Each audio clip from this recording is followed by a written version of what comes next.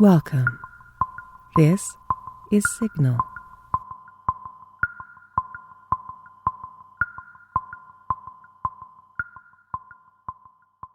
The Shadow over Innsmouth, a novella by HP Lovecraft. 1. During the winter of 1927-28, officials of the federal government made a strange and secret investigation of certain conditions in the ancient Massachusetts seaport of Innsmouth. The public first learnt of it in February, when a vast series of raids and arrests occurred, followed by the deliberate burning and dynamiting, under suitable precautions, of an enormous number of crumbling and worm-eaten and supposedly empty houses along the abandoned waterfront. Uninquiring souls let this occurrence pass as one of the major clashes in the spasmodic war on liquor. Keener news followers, however, wondered at the prodigious number of arrests, the abnormally large force of men used in making them, and the secrecy surrounding the disposal of the prisoners. No trials or even definite charges were reported, nor were any of the captives seen thereafter in the regular jails of the nation. There were vague statements about disease, concentration camps, and later about the dispersal of various naval and military prisons, but nothing positive ever developed. Innsmouth itself was left almost depopulated and is even now only beginning to show signs of a sluggishly revived existence. Complaints from many liberal organizations were met with long, confidential discussions, and representatives were taken on trips to see certain camps and prisons. As a result, the societies became surprisingly passive and reticent. Newspaper men were harder to manage, but seemed largely to cooperate with the government in the end. Only one paper, a tabloid always discounted because of its wild policy, mentioned the deep-diving submarine that discharged torpedoes downward in the marine abyss just beyond Devil Reef. That item, gathered by chance in a haunt of sailors, seemed indeed rather far-fetched, since the low, black reef lies a full mile and a half outside the Innsmouth harbor. People around the country and in the nearby towns muttered a great deal among themselves, but said very little to the outer world. They had talked about a dying and half-deserted Innsmouth for nearly a century, and nothing new could be wilder or more hideous than what they had whispered and hinted at years before. Many things had taught them secretiveness, but there was now no need to exert pressure on them. Besides, they really knew very little, for wide salt marshes, desolate and unpeopled, kept neighbors off Innsmouth on the landward side. But at last, I'm going to defy the ban on speech about this thing. Results, I am certain, are so thorough that no public harm save a shock of repulsion could ever accrue from a hinting of what was found by those horrified raiders at Innsmouth. Besides, what was found might possibly have more than one explanation. I do not know just how much of the whole tale has been told even to me, and I have many reasons for not wishing to probe deeper. For my contact with this affair has been closer than that of any other layman, and I have carried away impressions which have yet to drive me to drastic measures. It was I who fled frantically out of Innsmouth in the early morning hours of July 16th, 1927, whose frightened appeals for government inquiry and action brought on the whole reported episode. I was willing enough to stay mute while the whole affair was fresh and uncertain, but now that it is an old story, with public interest and curiosity gone, I have an odd craving to whisper about those few frightful hours in that ill-rumored and evilly shadowed seaport of death and blasphemous abnormality. The mere telling helps me restore confidence to my own faculties, to reassure myself that I was not simply the first to succumb to a contagious nightmare hallucination. It helps me, too, in making up my mind regarding a certain terrible step which lies ahead of me. I never heard of Innsmouth till the day before I saw it for the first, and so far, last time. I was celebrating my come of age by a tour of New England, sightseeing, antiquarian, and genealogical, and had planned to go directly from ancient Newburyport to Arkham, whence my mother's family was derived. I had no car, but was traveling by train, trolley, and motor coach, always seeking the cheapest possible route. In Newburyport, they told me the steam train was the thing to take to Arkham, but it was only at the station ticket office, when I demurred at the high fare, that I learned about Innsmouth. The stout, shrewd-faced agent, whose speech showed her not to be a local woman, seemed sympathetic toward my efforts at economy and made a suggestion that none of my other informants had offered. "You could take that old bus, I suppose," she said with a certain hesitation. "But it ain't thought much of hereabouts. Goes through Innsmouth. You may have heard about that, so people don't like it. Run by an Innsmouth fellow, Joe Sargent, but never gets any custom from here, or Arkham either, I guess. Wonder it keeps running at all. I suppose it's cheap enough, but I never see more than 2 or 3 people in it. Nobody but Innsmouth folks. Leaves the square front of Harmon's drugstore at 10 a.m. and 7 p.m., unless they've changed lately. Looks like a terrible rat trap. I've never been on it." That was the first I'd ever heard of the shadowed Innsmouth. Any reference to the town shown on common maps or listed in recent guidebooks would have interested me, and the agent's odd manner of allusion roused something like real curiosity. A town able to inspire such dislike in its neighbors, I thought, must at least be rather unusual and worthy of a tourist's attention. If I came before Arkham, I could stop off there, and so I asked the agent to tell me something about it. She was very deliberate and spoke with an air of feeling slightly superior to what she said. "Innsmouth. Well, it's a queer kind of town down at the mouth of the Monoxet. Used to almost be a city, quite a port before the War of 1812, but all gone to pieces in the last 100 years or so.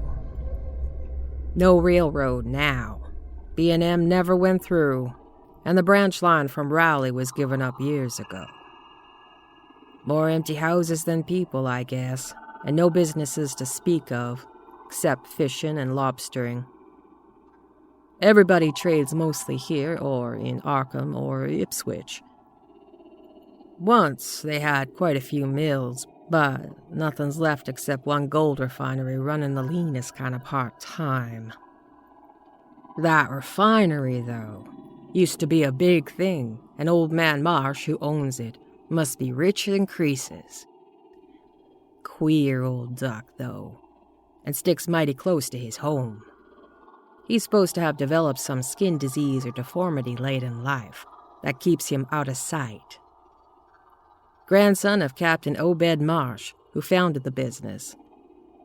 His mother seems to have been some kind of foreigner, they say South Seas Islander.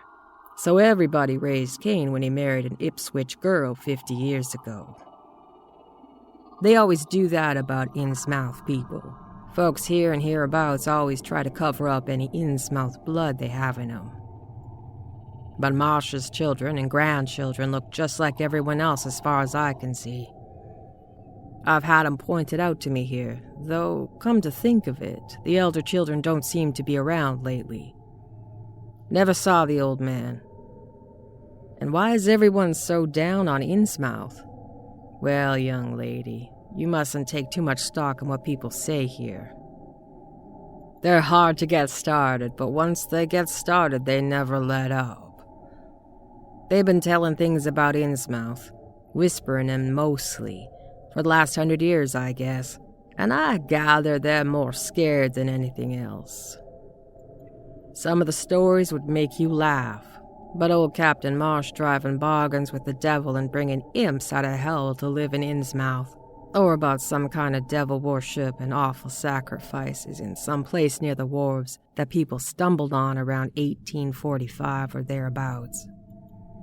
But I come from Panton, Vermont, and that kind of story don't go down with me.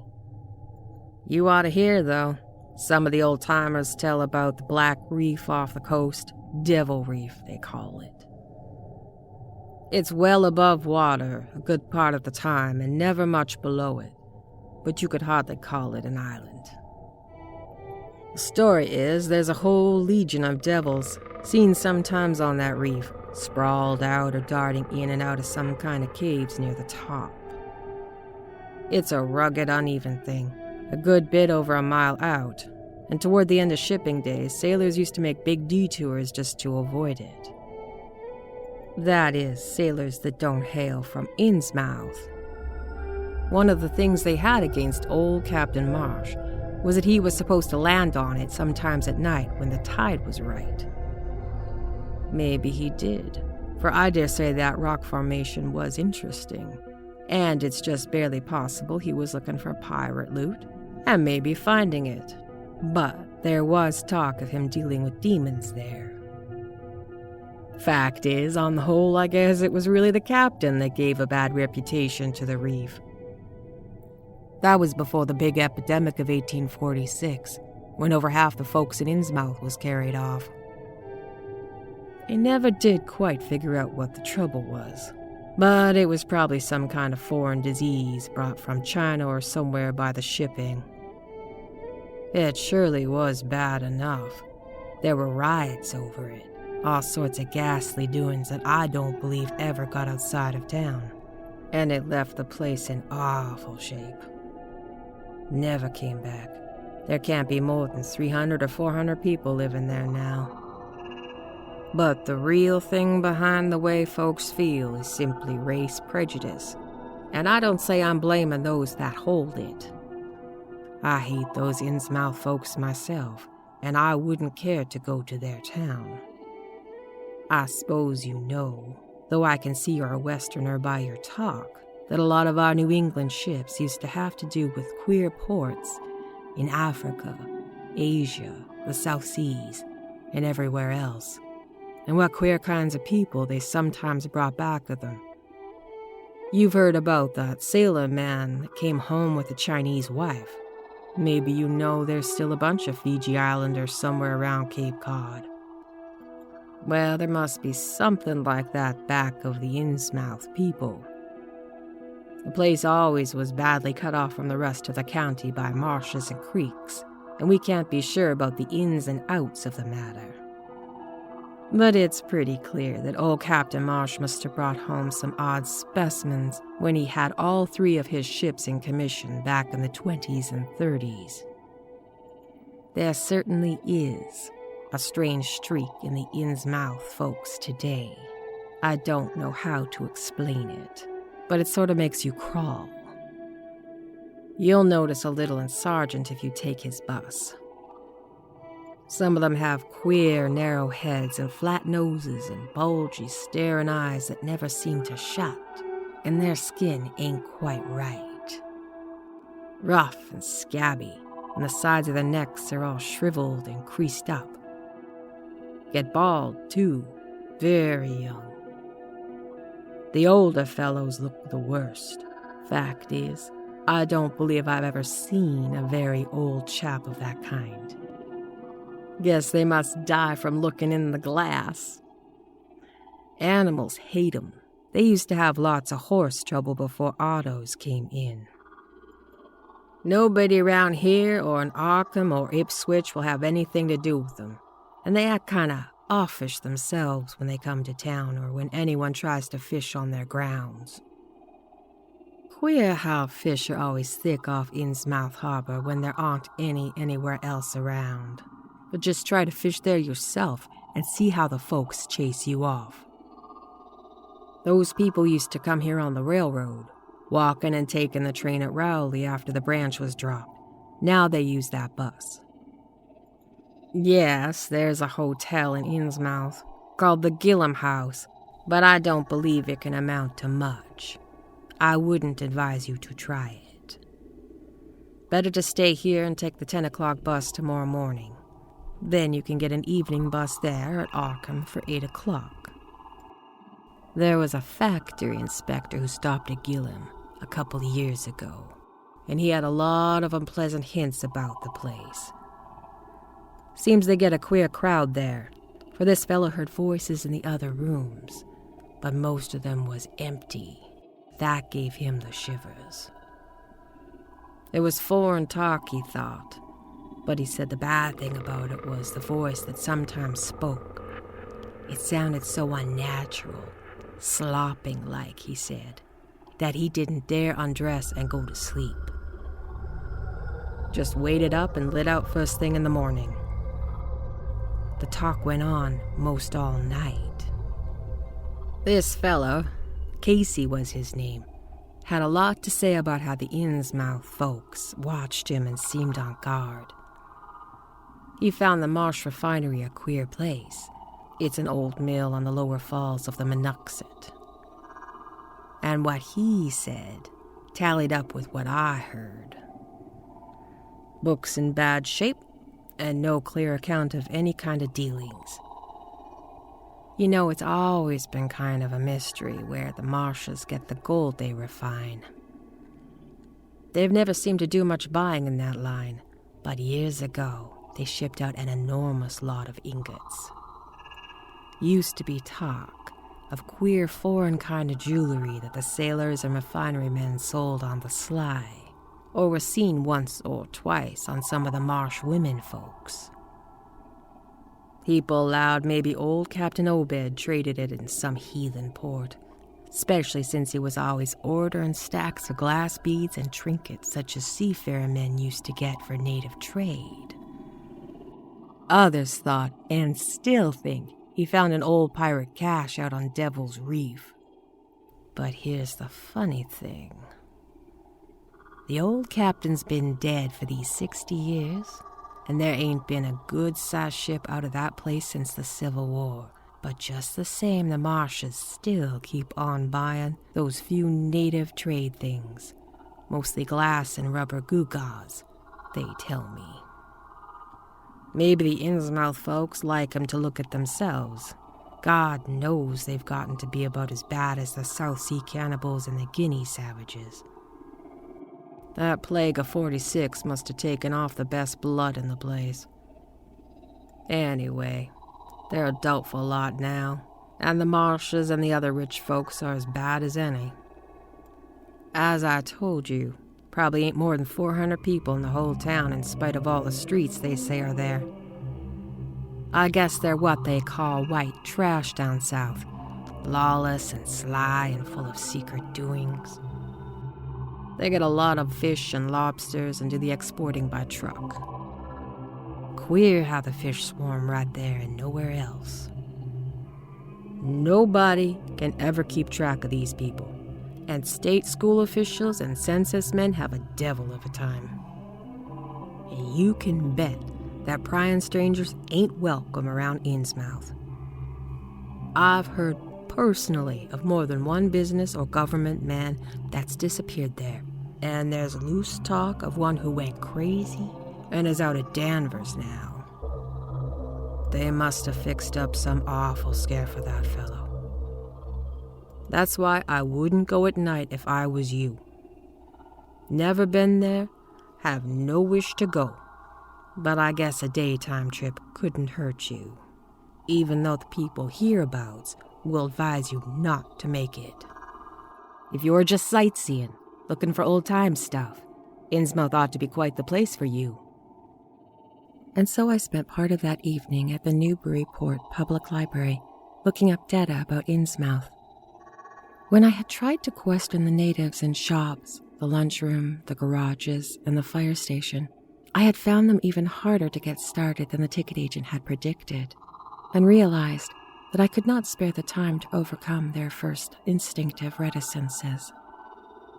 They had a kind of obscure suspiciousness, as if there were something amiss with anyone too much interested in Innsmouth.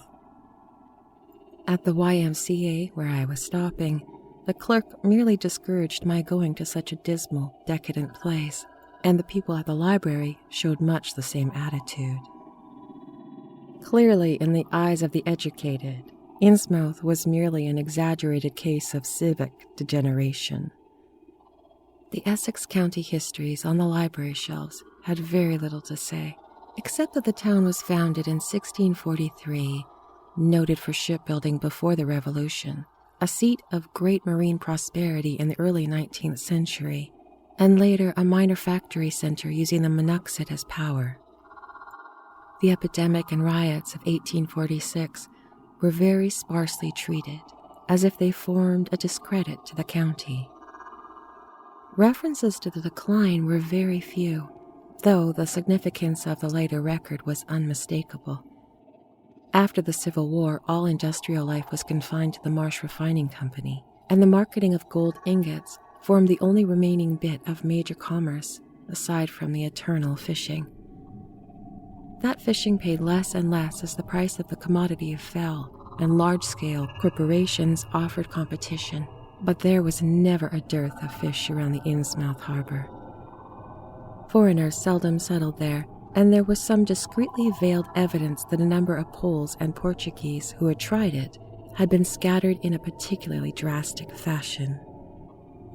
Most interesting of all was a glancing reference to the strange jewelry vaguely associated with Innsmouth. It evidently impressed the whole countryside more than a little, for mention was made of specimens in the Museum of the Miskatonic University at Arkham and in the display room of the Newburyport Historical Society. The fragmentary descriptions of these were bald and prosaic, but they hinted to me an undercurrent of persistent strangeness. Something about them seemed so odd and provocative that I could not put them out of my mind, and, despite the relative lateness of the hour, I resolved to see the local sample, said to be a large, queerly proportioned thing evidently meant for a tiara, if it could possibly be arranged. The librarian gave me a note of introduction to the curator of the society, Miss Anna Tilton, who lived nearby, and after a brief explanation, that ancient gentlewoman was kind enough to pilot me to the closed building, since the hour was not outrageously late. The collection was a notable one indeed, but my present mood had eyes for nothing but the bizarre object that glistened in the corner cupboard under the electric lights. It took no excessive sensitiveness to beauty to make me literally gasp at that strange, unearthly splendor of alien, opulent fantasy that rested there on a purple velvet cushion.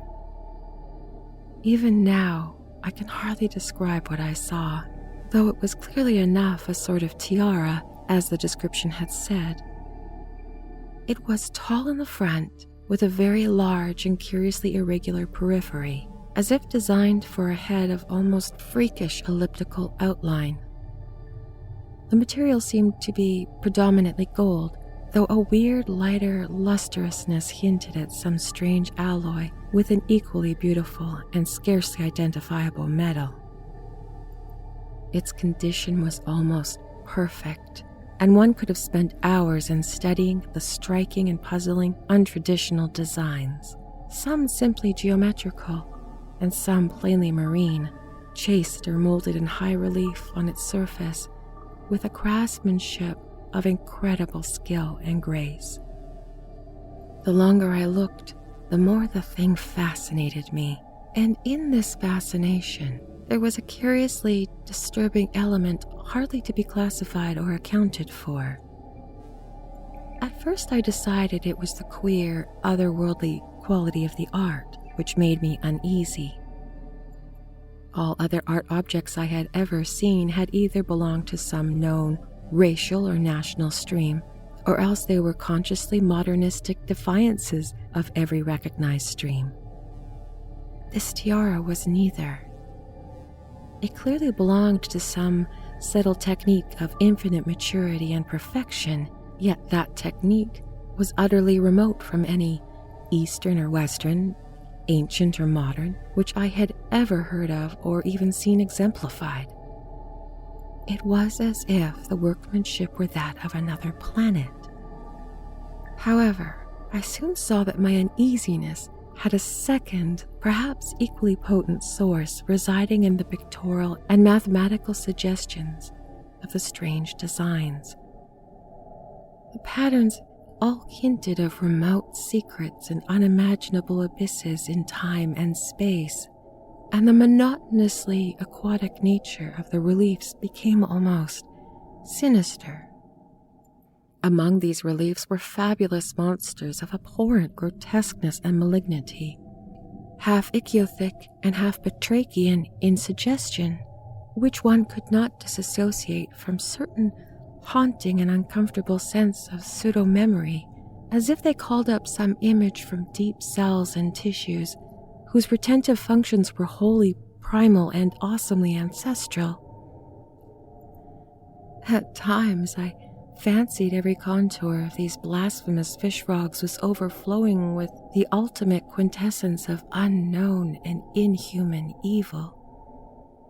In contrast to the tiara's aspect was its brief and prosy history as related by Miss Tilton. It had been pawned for a ridiculous sum at a shop in State Street in 1873 by a drunken Innsmouth man shortly afterward killed in a brawl. The society had acquired it directly from the pawnbroker, at once giving it a display worthy of its quality. It was labeled as probable East Indian or Indo-Chinese provenance, but the attribution was frankly tentative.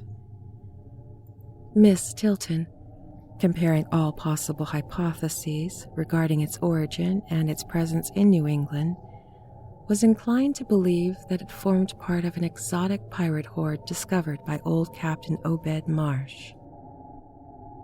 This view was surely not weakened by the persistent offers of purchase at a high price which the Marshes began to make as soon as they knew of its presence, and which they repeated to this day, despite the Society's unwavering determination not to sell. As the good lady showed me out of the building, she made it clear that the pirate theory of the Marsh fortune was a popular one among the intelligent people of the region.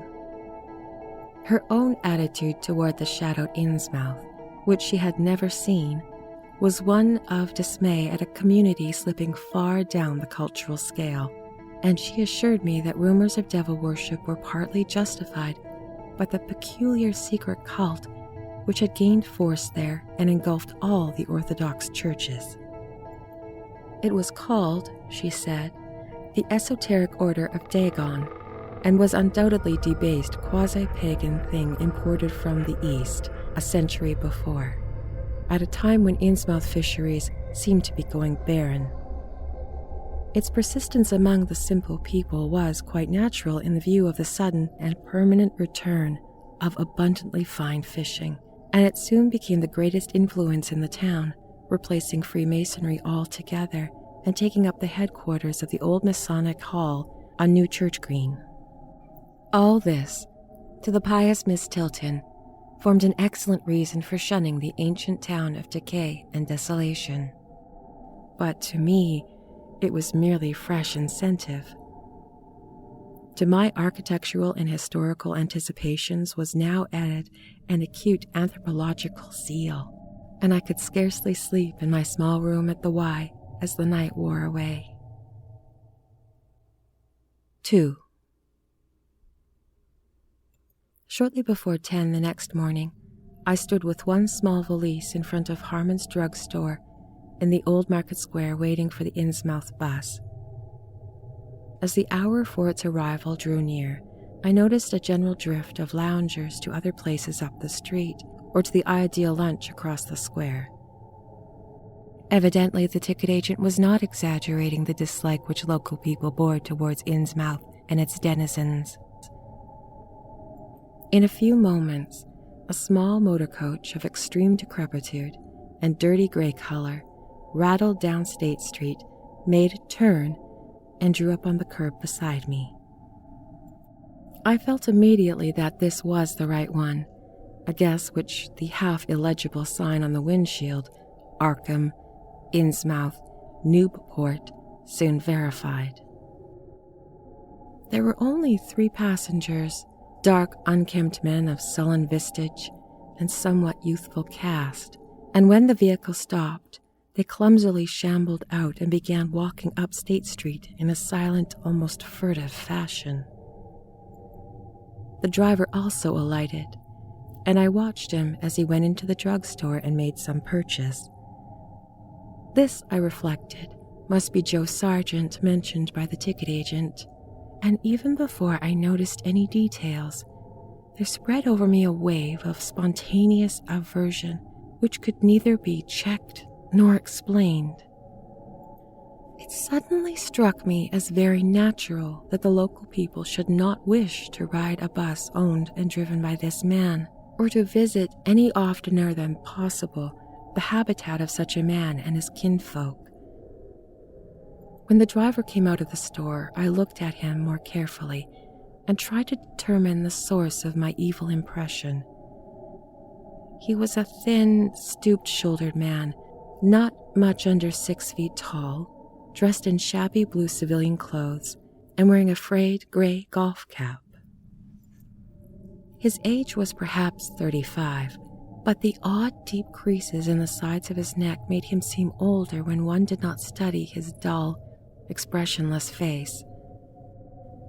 He had a narrow head, bulging, watery blue eyes that seemed never to wink, a flat nose, a receding forehead and chin, and singularly underdeveloped ears. His long, thick lip and coarse-pored grayish cheeks seemed almost beardless except for some sparse yellow hairs that straggled and curled in irregular patches, and in places the surface seemed queerly irregular, as if peeling from some cantankerous disease. His hands were large and heavily veined and had a very unusual grayish-blue tinge. His fingers were strikingly short in proportion to the rest of the structure and seemed to have a tendency to curl closely into the huge palm.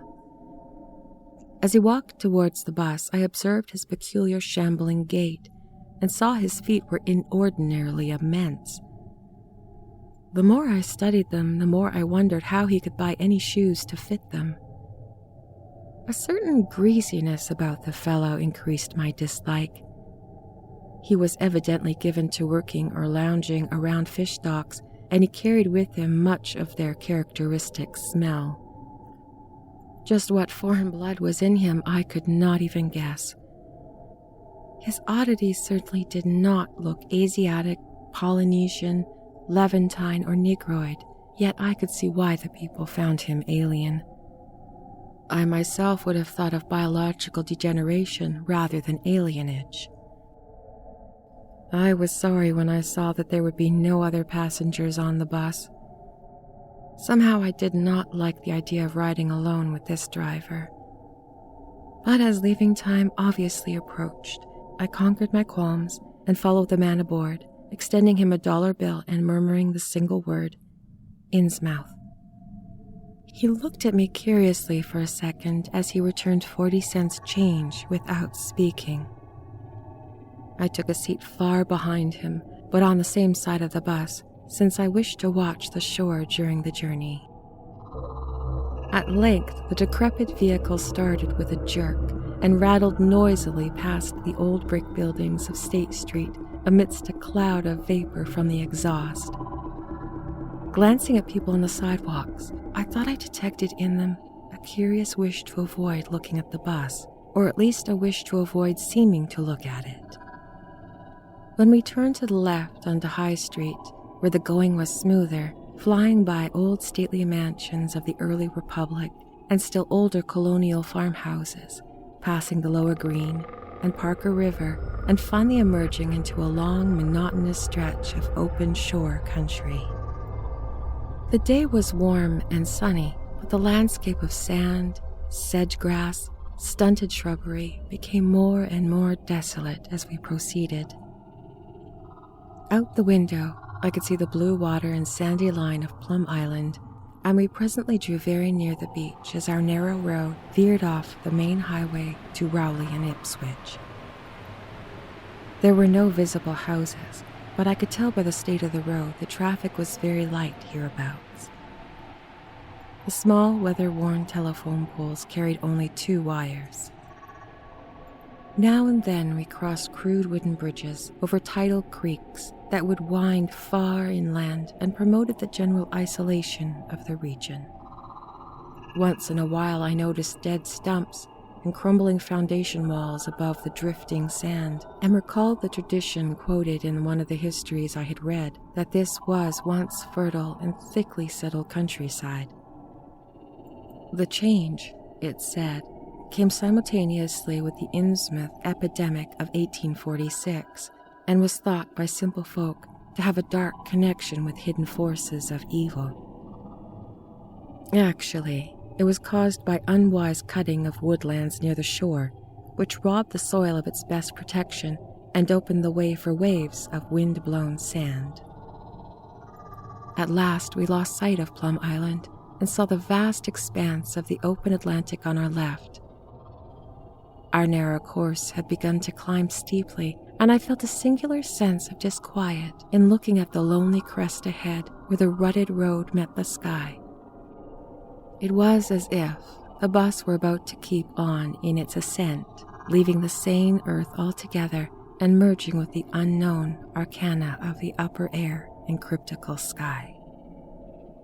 The smell of the sea took on ominous implications, and the silent driver's bent, rigid back and narrow head became more and more hateful. As I looked at him, I saw the back of his head was almost as hairless as his face, having only a few straggling yellow strands upon the gray, scabrous surface. Then we reached the crest and beheld the outspread valley beyond, where the Monuxet joins the sea, just north of a long line of cliffs that accumulate into Kingsport Head and veer off toward Cape Ann. On the far misty horizon, I could just make out the dizzy profile of the head, topped by a queer ancient house of which some legends are told, but for the moment, all my attention was captured by the nearer panorama just below me. I had, I realized, come face to face with the rumor-shadowed Innsmouth.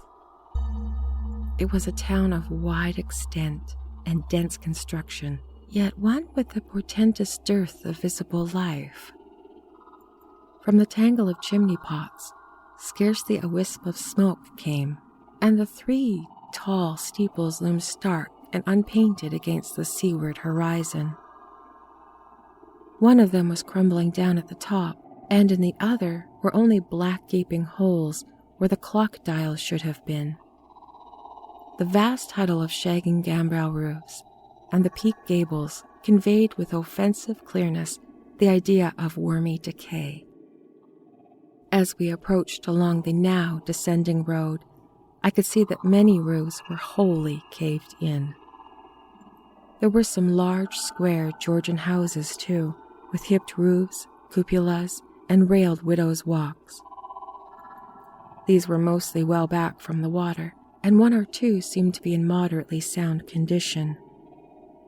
Stretching inland from among them, I saw the rusted, grass-grown line of the abandoned railway, with leaning telegraph poles now devoid of wires, and the half-obstructed lines of the old carriage roads to Rowley and Ipswich. The decay was worse close to the waterfront, though in its very midst I could spy a white belfry and a fairly well-preserved brick structure which looked like a small factory. The harbor, long clogged with sand, was enclosed by an ancient stonebreaker, on which I began to discern the minute forms of a few seated fishermen, and at whose end were what looked like the foundations of a bygone lighthouse. A sandy tongue had formed inside this barrier, and upon it I saw a few decrepit cabins, moored dories, and scattered lobster pots. The only deep water seemed to be where the river poured out past the belfry structure and turned southward to join the ocean at the breakwater's end. Here and there, the ruins of wharves jutted out from the shore to end in indeterminate rottenness, those farthest south seeming the most decayed. And far out at sea, despite a high tide, I glimpsed a long black line scarcely rising above the water, yet carrying a suggestion of odd latent malignancy. This, I knew, must be Devil Reef. As I looked, a subtle, curious sense of beckoning seemed superadded to the grim repulsion, and oddly enough, I found this overtone more disturbing than the primary impression. We met no one on the road, but presently began to pass deserted farms in varying stages of ruin. Then I noticed a few inhabited houses with rags stuffed in broken windows and shells and dead fish lying about littered yards. Once or twice I saw listless people working in barren gardens or digging up clams on the fishy-smelling beach below, and groups of dirty, simian-vistaged children playing around weed-grown doorsteps. Somehow these people seemed more disquieting than the dismal buildings, for almost every one had certain peculiarities of face and motion, which I instinctively disliked without being able to define or comprehend them. For a second, I thought this typical physique suggested some picture I had seen, perhaps in a book, under circumstances of particular horror or melancholy, but this pseudo-recollection passed very quickly. As the bus reached a lower level, I began to catch the steady note of a waterfall through the unnatural stillness. The leaning, unpainted houses grew thicker, lined both sides of the road, and displayed more urban tendencies than those we were leaving behind. The panorama ahead had contracted to a street scene, and in spots I could see where cobblestone pavement and stretches of brick sidewalk had formerly existed. All the houses were apparently deserted, and there were occasional gaps where tumble-down chimneys and cellar walls told of buildings that had collapsed. Pervading everything was the most nauseous fishy odor imaginable. Soon cross streets and junctions began to appear, those on the left leading to shoreward realms of unpaid squalor and decay, while those on the right showed vistas of departed grandeur.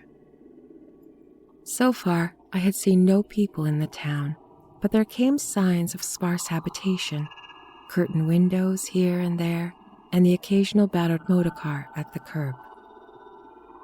Pavement and sidewalks were increasingly well defined, and most of the houses were quite old, wood and brick structures of the early 19th century. They were obviously kept fit for habitation. As an amateur antiquarian, I almost lost my olfactory in disgust because of my feeling of menace and repulsion amidst this rich, unfiltered survival from the past. But I was not to reach my destination without one very strong impression of poignantly disagreeable quality. The bus had come to a sort of open concourse or radio point, with churches on two sides and the beleaguered remains of a circular green in the center, and I was looking at a large pillared hall on the right-hand junction ahead. The structure's once white paint was now graying and peeling, and the black and gold sign on the pediment was so faded that I could only with difficulty make out the words, Esoteric Order of Dagon. This, then, was the former Masonic hall, now given over to the degraded cult. As I strained to decipher this inscription, my notice was distracted by raucous tunes of a cracked bell across the street, and I quickly turned to look out the window on my side of the coach. The sound came from a squat-towered stone church of manifestly later date than most of the houses, built in a clumsy Gothic fashion and having a disproportionately high basement with shuttered windows. Though the hands of the clock were missing on the side I glimpsed, I knew that the hoarse strokes were telling the hour of 11. Then, suddenly, all thoughts of time were blotted out by an onrushing image of sharp intensity and unaccountable horror which had seized me before I knew what it really was. The door of the church basement was open, revealing a rectangle of blackness inside. And as I looked, a certain object crossed, or seemed to cross, that dark rectangle, burning into my brain a momentary conception of nightmare, which was all the more maddening because analysis could not show a single nightmarish quality in it. It was a living object, the first except the driver that I had seen since entering the compact part of town. Had I been in a steadier mood, I would have found nothing whatever of terror in it.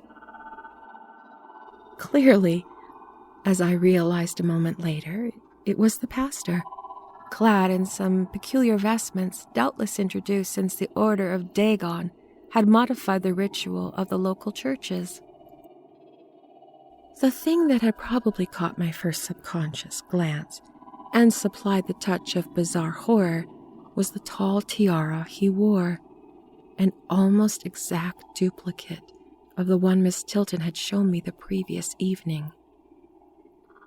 This, acting on my imagination, had supplied the namelessly sinister qualities to the indeterminate face and robed, shambling form beneath it. There was not, I soon decided, any reason why I should have felt a shuddering touch of evil pseudo-memory. Was it not natural that a local mystery cult should adopt, in among its regalements, a unique type of headdress, made familiar to the community in some strange way, perhaps as a treasure trove?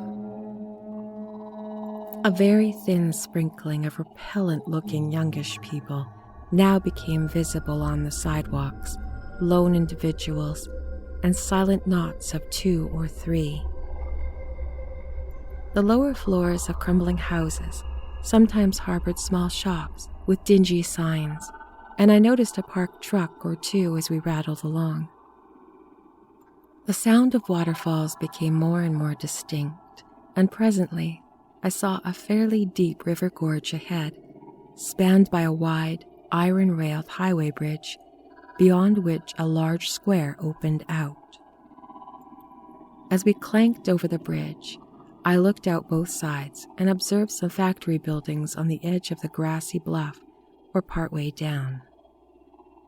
The water far below was very abundant, and I could see 2 vigorous sets of falls upstream, one on my right and at least one downstream on my left. From this point, the noise was quite deafening. We rolled into a large semicircular square across the river and drew up on the right-hand side in front of a tall, cupola-crowned building with the remnants of yellow paint and with half an effaced sign proclaiming it to be the Gillam House. I was glad to get off that bus and at once proceeded to check my valise into the shabby hotel lobby. There was only one person in sight, an elderly man without what I had come to call the Innsmouth look, and I decided not to ask him any questions which bothered me, remembering that odd things had been noticed in this hotel.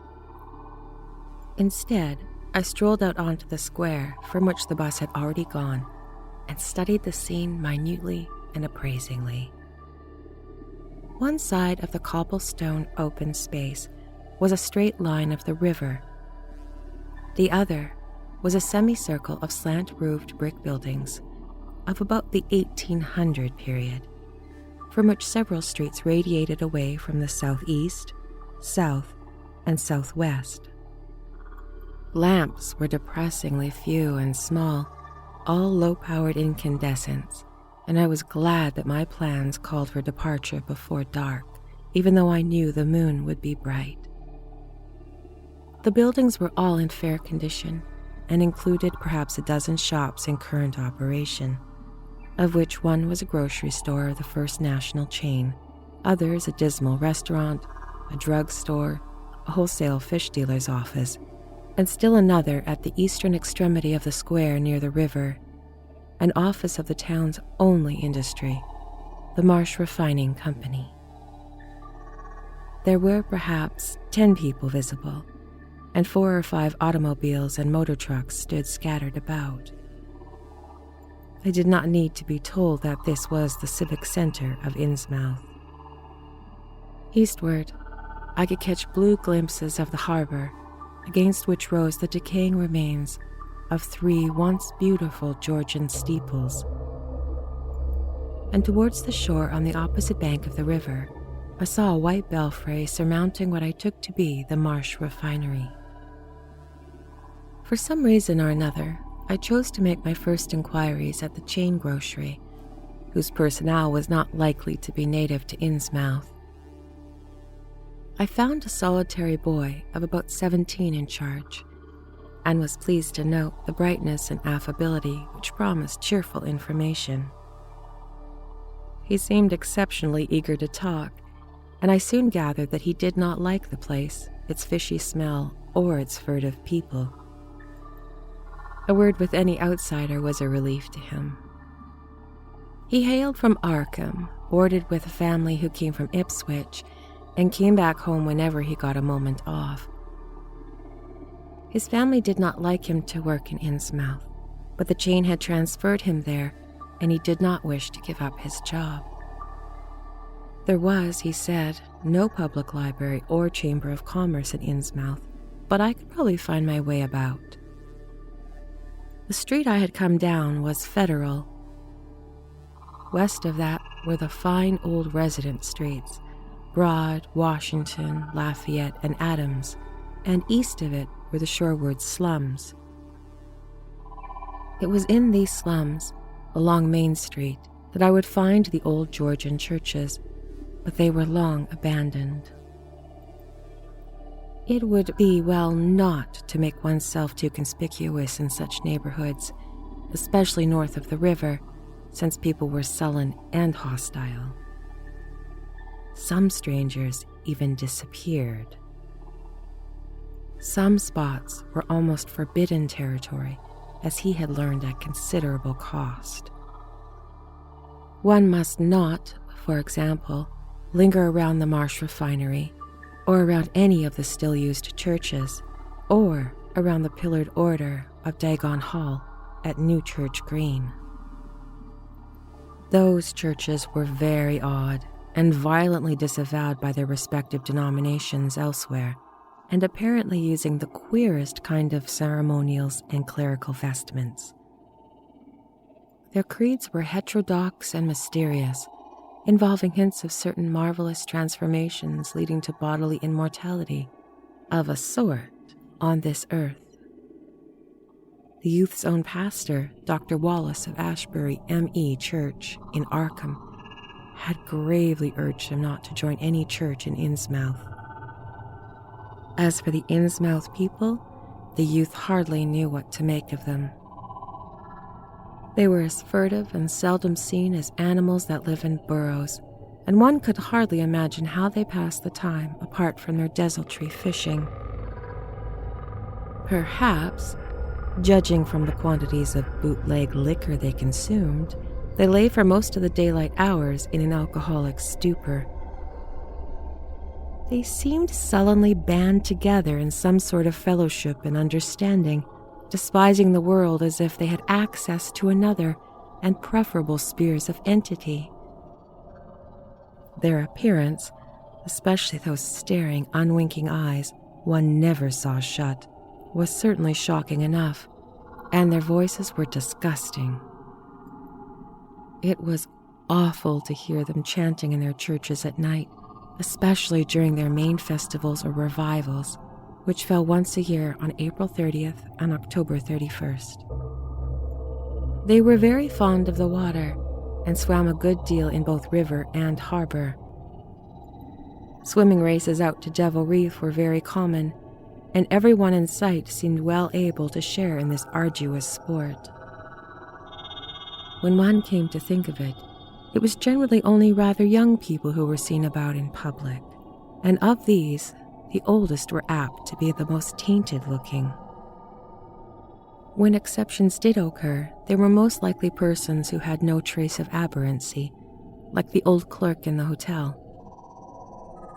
One wondered what became of the bulk of the older folk, and whether the Innsmouth look were not a strange and insidious disease phenomenon which increased its hold as the years advanced. Only a very rare affliction, of course, could bring such vast and radical anatomical changes to a single individual after maturity. Changes involving osseous factors as basic as the shape of the skull. But then, even this aspect was no more baffling and unheard of than the visible features of the malady as a whole. It would be hard, the youth implied, to form any real conclusions regarding such a matter, since one never came to know the natives personally, no matter how long one might live in Innsmouth. The youth was certain that many specimens, even worse than the worst visible ones, were kept locked indoors in some places. People sometimes heard the queerest kind of sounds. The tottering waterfront hovels north of the river were reputedly connected by hidden tunnels, being thus a venerable warren of unseen abnormalities. What kind of foreign blood, if any, these beings had, it was impossible to tell. They sometimes kept certain especially repulsive characters out of sight when government agents and others from the outside world came to town. It would be no use, my informant said, to ask the natives anything about the place. The only one who would talk was a very aged but normal-looking woman who lived at the poorhouse on the north rim of the town and spent her time walking or lounging around the fire station. This hoary character, Zelda Allen, was 96 years old and somewhat touched in the head besides being the town drunkard. She was a strange, furtive character who constantly looked over her shoulder as if afraid of something, and when sober, could not be persuaded to talk at all with strangers. She was, however, unable to resist any offer of her favorite poison, and once drunk, would furnish the most astonishing fragments of whispered reminiscence. After all, though, little useful data could be gained from her, since her stories were all insane, incomplete hints of impossible marvels and horrors which could have no source save her own disordered fancy. Nobody ever believed her, but the natives did not like her to drink and talk with strangers, and it was not always safe to be seen questioning her. It was probably from her that some of the wildest and popular whispers and delusions were derived. Several non-native residents had reported monstrous glimpses from time to time, but between old Zelda's tales and the malformed denizens, it was no wonder such illusions were current. None of the non-natives ever stayed out late at night, there being a widespread impression that it was not wise to do so. Besides, the streets were loathsomely dark. As for business, the abundance of fish was certainly almost uncanny, but the natives were taking less and less advantage of it. Moreover, prices were falling and competition was growing. Of course, the town's real business was the refinery, whose commercial office was on the square only a few doors east to where we stood. Old Man Marsh was never seen, but sometimes went to the works in a closed, curtained car. There were all sorts of rumors about how Marsh had come to look. He had once been a great dandy, and people said he still wore the frock-coated finery of the Edwardian age, curiously adapted to certain deformities. His sons had formerly conducted the office in the square, but latterly they had begun keeping out of sight a good deal and leaving the brunt of the affairs to the younger generation. The sons and their sisters had come to look very queer, especially the elder ones, and it was said that their health was failing. One of the Marsh daughters was a repellent, reptilian-looking woman who wore an excess of weird jewelry, clearly from the same exotic tradition to which the strange tiara belonged. My informant had noticed it many times and had heard it spoken of as coming from a secret horde, either of pirates or of demons. The clergymen, or priests, or whatever they were called nowadays, also wore this kind of ornament as a headdress, but one seldom caught glimpses of them. Other specimens the youth had not seen, but there were many rumored to exist around Innsmouth. The Marshes, together with the other gently bred families of the town, the Waits, the Gillams, and the Elliots, were all very retiring. They lived in immense houses along Washington Street, and several were reputed to harbor and conceal certain living kinfolk whose personal aspect forbade public view, and whose deaths had been reported and recorded. Warning me that many of the street signs were down, the youth drew for my benefit a rough but ample and painstaking sketch map of the town's salient features. After a moment's study, I felt sure it would be great help, and pocketed it with profuse thanks. Disliking the dinginess of the single restaurant I had seen, I bought a fair supply of cheese crackers and ginger wafers to serve me as lunch later on. My program, I decided, would be to thread through the principal streets, talk with any non-natives I might encounter, and catch the 8 o'clock coach for Arkham. The town, I could see, formed a significant and exaggerated example of communal decay. But, being no sociologist, I would limit my serious observations to the field of architecture. Thus, I began my systematic, though half-bewildered, tour of Innsmouth's narrow, shadow-blighted ways. Crossing the bridge and turning towards the roar of the lower falls, I passed close to the Marsh refinery, which seemed oddly free of the noise of industry. This building stood on a steep river bluff near a bridge and an open confluence of streets, which I took to be the earliest civic center, displaced after the Revolution by the present town square. Recrossing the gorge on the Main Street bridge, I struck a region of utter desertion which somehow made me shudder. Collapsing huddles of gambrel roofs formed a jagged and fantastic skyline, above which rose a ghoulish, decapitated steeple of an ancient church. Some houses along Main Street were tenanted, but most were tightly boarded up. Down unpaved side streets, I saw the black, gaping windows of deserted hovels, many of which leaned at perilous and incredible angles through the sinking part of the foundations.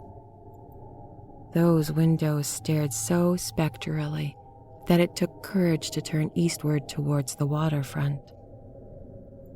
Certainly, the terror of a deserted house swells in the geometrical rather than arithmetical progression as houses multiply to form a city of stark dissolution. The sight of such endless avenues, of fishy-eyed vacancy and death, and the thought of such linked infinites, of black, brooding compartments, given over to cobwebs and memories and the conqueror worm, start up a vestigial fear and aversions that not even the stoutest philosophy can disperse. Fish Street was as deserted as Main, though different in having many brick and stone warehouses in excellent shape. Water Street was almost its duplicate, save that there were great seaward gaps where the wharves had been. Not a living thing did I see, except the scattered fishermen on the distant breakwater, and not a sound did I hear, save the lapping of the harbor tides and the roar of the falls in the Monoxid. The town was getting more and more on my nerves, and I looked behind me furtively as I picked my way back to the tottering Water Street Bridge. The Fish Street Bridge, according to the sketch, was in ruins. North of the river were traces of squalid life, active fish-packing houses in Water Street, smoking chimneys and patched roofs here and there, occasionally sounds from indeterminate sources, and infrequent shambling forms in dismal streets and unpaved lanes. But I seemed to find this even more oppressive than the southerly desertion. For one thing, the people were more hideous and abnormal than those near the center of town, so that I was sometimes evilly reminded of something utterly fantastic which I could not place. Undoubtedly, the alien strain in the Innsmouth folk was stronger here than farther inland, unless, indeed, the Innsmouth look were a disease rather than a blood strain, in which case this district might be held to harbor the more advanced cases. One detail that annoyed me was the distribution of the faint sounds I heard. They ought naturally to have come wholly from the visible inhabited houses, yet, in reality, were often strongest inside the most rigidly boarded up facades. There were creakings, scurryings, and hoarse, doubtful noises, and I thought uncomfortably about the hidden tunnels suggested by the grocery boy. Suddenly I found myself wondering what the voices of those denizens would be like. I had heard no speech so far in this quarter, and I was unaccountably anxious not to do so. Pausing only long enough to look at the two fine but ruinous churches on Main and Church Streets, I hastened out of that vile waterfront slum. My next logical goal was the new church green, but somehow or another, I could not bear to repass the church in whose basement I had glimpsed the inexplicably frightening form of that strangely diademed priest or pastor. Besides, the grocery youth had told me that the churches, as well as the Order of Dagon Hall, were not advisable neighborhoods for strangers. Accordingly, I kept north of Main to Martin, turning inland, crossing Federal Street safely north of Green, and entering the decayed patrician neighborhood of the Northern Broad, Washington, Lafayette, and Adams Streets. Though these stately old avenues were ill-surfaced and unkempt, their elm-shaded dignity had not entirely departed. Mansion after mansion claimed my gaze, most of them decrepit and boarded up amidst neglected grounds, but one or two in each street showed signs of occupancy.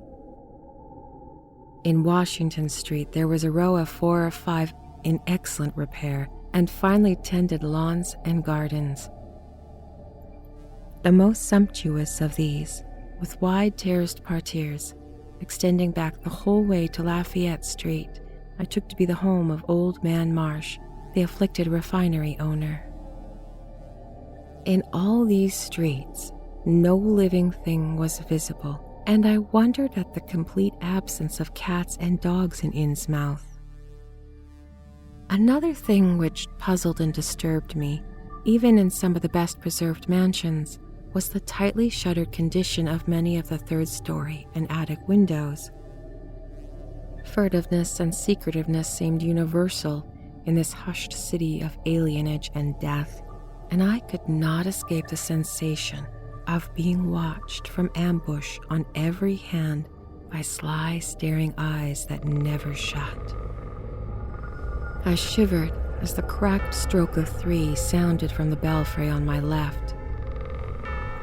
Too well I did recall the squat church from which those notes came. Following Washington Street towards the river, I now faced a new zone of former industry and commerce, noting that the ruins of a factory ahead and seeing others with the traces of an old railway station and covered railway bridge beyond, up the gorge on my right. The uncertain bridge now before me was posted up a warning sign, but I took the risk and crossed again to the south bank where traces of life reappeared. Furtive, shambling creatures stared cryptically in my direction, and more normal faces eyed me coldly and curiously. Innsmouth was rapidly becoming intolerable, and I turned down Payne Street towards the square in the hope of getting some vehicle to take me to Arkham before the still distant starting time of that sinister bus. It was then I saw the tumble-down fire station on my left and noticed the red-faced, bushy-haired, watery-eyed old woman in nondescript rags who sat on a bench in front talking to a pair of unkempt but not abnormal-looking firemen. This, of course, must be Zelda Allen, the half-crazed, licorice nonagenarian, whose tales of old Innsmouth and its shadow were so hideous and incredible. 3. It must have been some imp of the perverse, or some sardonic pull from dark, hidden sources, which made me change my plans as I did. I had long before resolved to limit my observations to architecture alone, and as I was hurrying towards the square in an effort to get quick transportation out of this festering city of death and decay, but the sight of old Zelda Allen set up new currents in my mind and made me slacken my pace uncertainly. I had been assured that the old woman could do nothing but hint at wild, disjointed, incredible legends, and I had been warned that the natives made it unsafe to be seen talking to her. Yet the thought of this aged witness to the town's decay, with the memories going back to the early days of ships and factories, was a lure that no amount of reason could make me resist. After all, the strangest and maddest of myths are often merely symbols or allegories based on truth, and old Zelda must have seen everything which went on in Innsmouth for the last 90 years. Curiosity flared up beyond sense and caution, and in my youthful egotism, I fancied I might be able to sift a nucleus of real history from the confused, extravagant outpouring that I would probably extract with the aid of raw whiskey. I knew I could not accost her then and there, for the firemen would surely notice and object. Instead, I reflected, I would prepare by getting bootleg liquor at a place where the grocery boy had told me it was plentiful. Then I would loaf near the fire station in apparent casualness and fall in with old Zelda after she started on one of her frequent rambles. The youth said that she was very restless, sitting around the station for no more than an hour or two at a time. A quart bottle of whiskey was easily, though not cheaply, obtained in the rear of a dingy variety store just off the square in Elliott Street. The dirty-looking fellow who waited on me had a touch of the staring Innsmouth look, but was quite civil in his way, being perhaps used to the custom of such convivial strangers, truckmen, gold buyers, and the like, as were occasionally in town. Re-entering the square, I saw that luck was with me, for shuffling out of Payne Street around the corner of the Gillam house, I glimpsed nothing less than the tall, lean, tattered form of old Zelda Allen herself. In accordance with my plan, I attracted her attention by brandishing my newly purchased bottle, and soon realized she had begun to shuffle wistfully after me as I turned into Waite Street, on my way to the most deserted region I could think of. I was steering my course by the map that the grocery boy had prepared, and was aiming for a wholly abandoned stretch of southern waterfront, which I had previously visited. The only people in sight there had been the fishermen on the distant breakwater, and by going a few squares south, I could get beyond the range of these, finding a pair of seats on some abandoned wharf and being free to question old Zelda unobserved for an indefinite time. Before I reached Main Street, I could hear a faint and wheezy, "Hey, lady," behind me, and I presently allowed the old woman to catch up and take copious pulls off the quart bottle. I began putting out feelers as we walked along Water Street and turned southward amidst the omnipresent dissolution and crazily tilted ruins, but found the aged tongue did not loosen as quickly as I had expected. At length I saw a grass-grown opening toward the sea between crumbling brick walls, with the weedy length of an earth and masonry wharf projecting beyond. Piles of moss-covered stones near the water promised tolerable seats, and the scene was sheltered from all possible view by a ruined warehouse on the north. Here, I thought, was the ideal place for a long, secret colloquy, so I guided my companion down the lane and picked out spots to sit among the mossy stones.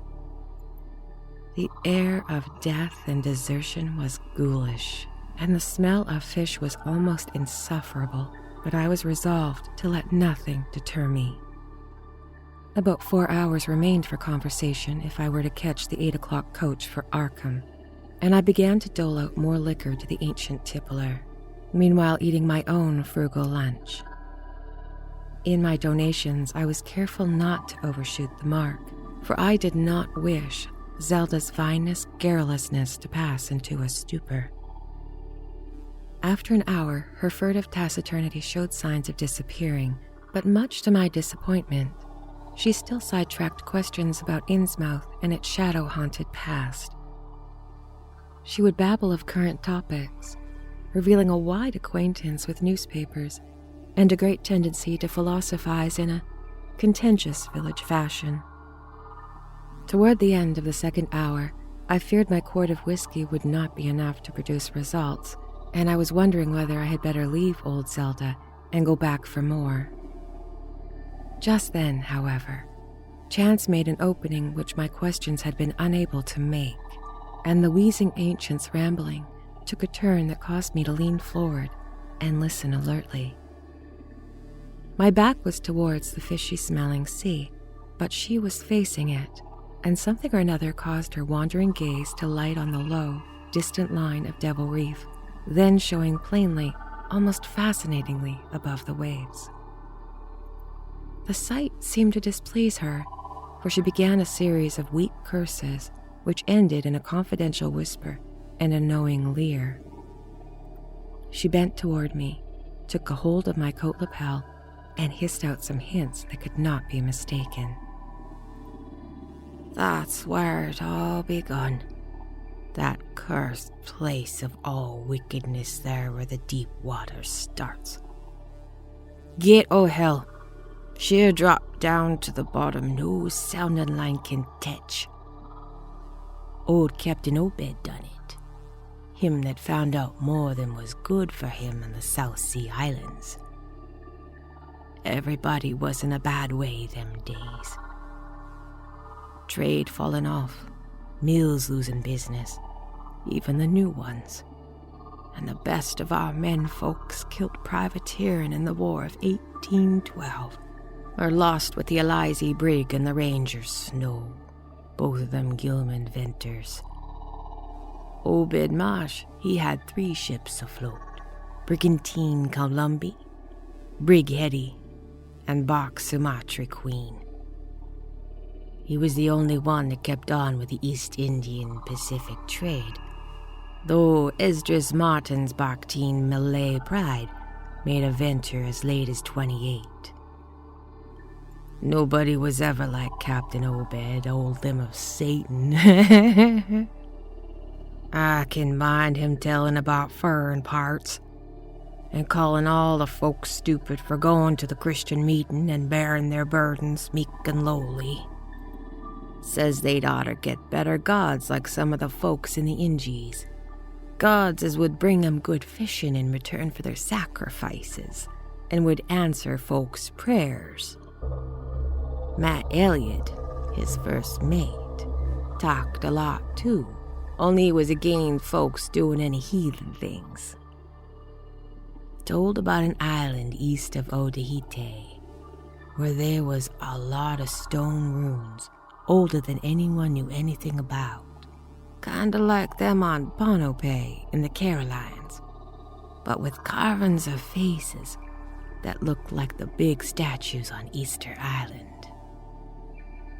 There was a little volcanic island near there, too, where there was other ruins of different carvings. Ruins worn all the way like they'd been under the sea once, with pictures of awful monsters all over 'em. Wow, Matt, he says the natives all around there had all the fish they could catch, and sported bracelets and armlets and head rigs made out of a queer kind of gold, and covered with pictures of monsters, just like the ones carved over the ruins on the little island. Sorta fish-like frogs or frog-like fishes that was drawn in all kinds of positions, like they was human beings. Nobody could get out of them where they got that stuff. All the other natives wondered how they managed to find fish in plenty, even when the very next islands had lean pickings. Matt, he got to wondering that too, and so did Captain Obed. Obed, he notices, besides, that lots of the handsome young folks would drop out of sight for good from year to year, and that there weren't many old folks around. Also, he thinks some of the folks looked darn queer even for Kanakees. It took Obed to get the truth out of them heathen. I don't know how he done it, but he begun trading for gold things like they wore. Asking them where they got 'em from and if they could get more, and finally wormed the story out of the old chief, Wallachia they called him. Nobody but Obed ever believed the old yeller devil, but the captain could read folks like they was books. Nobody ever believes me now when I tell 'em, and I don't suppose you will, young lady. Oh, come to look at ye, you have got them sharp-reading eyes like Obed had. The old woman's whisper grew fainter, and I found myself shuddering at the terrible, sincere portentousness of her intonation, even though I knew her tale could be nothing but drunken fantasy. Wow, Obed, he learnt there are things on this earth as most folks never heard about, and wouldn't believe if they did hear. It seems these Kanakees was sacrificing heaps of their young men and maidens to some kind of old god things that lived under the sea, and getting all kinds of favor in return. They met the things on a little islet with queer runes, and it seems them awful pictures of the frogfish monsters was supposed to be pictures of these things. Maybe they was the kind of critters that got all the mermaid stories and such started. They had all kinds of queer cities on the sea bottom, and this island was heaved up from there. Seems like there was some of the things alive in stone buildings when the island came up sudden to the surface. That's how the Kanakees got wind they was down there.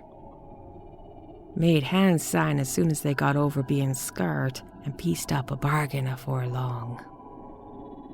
Them things liked human sacrifices, had 'em ages afore, but lost track of the upper world after a time.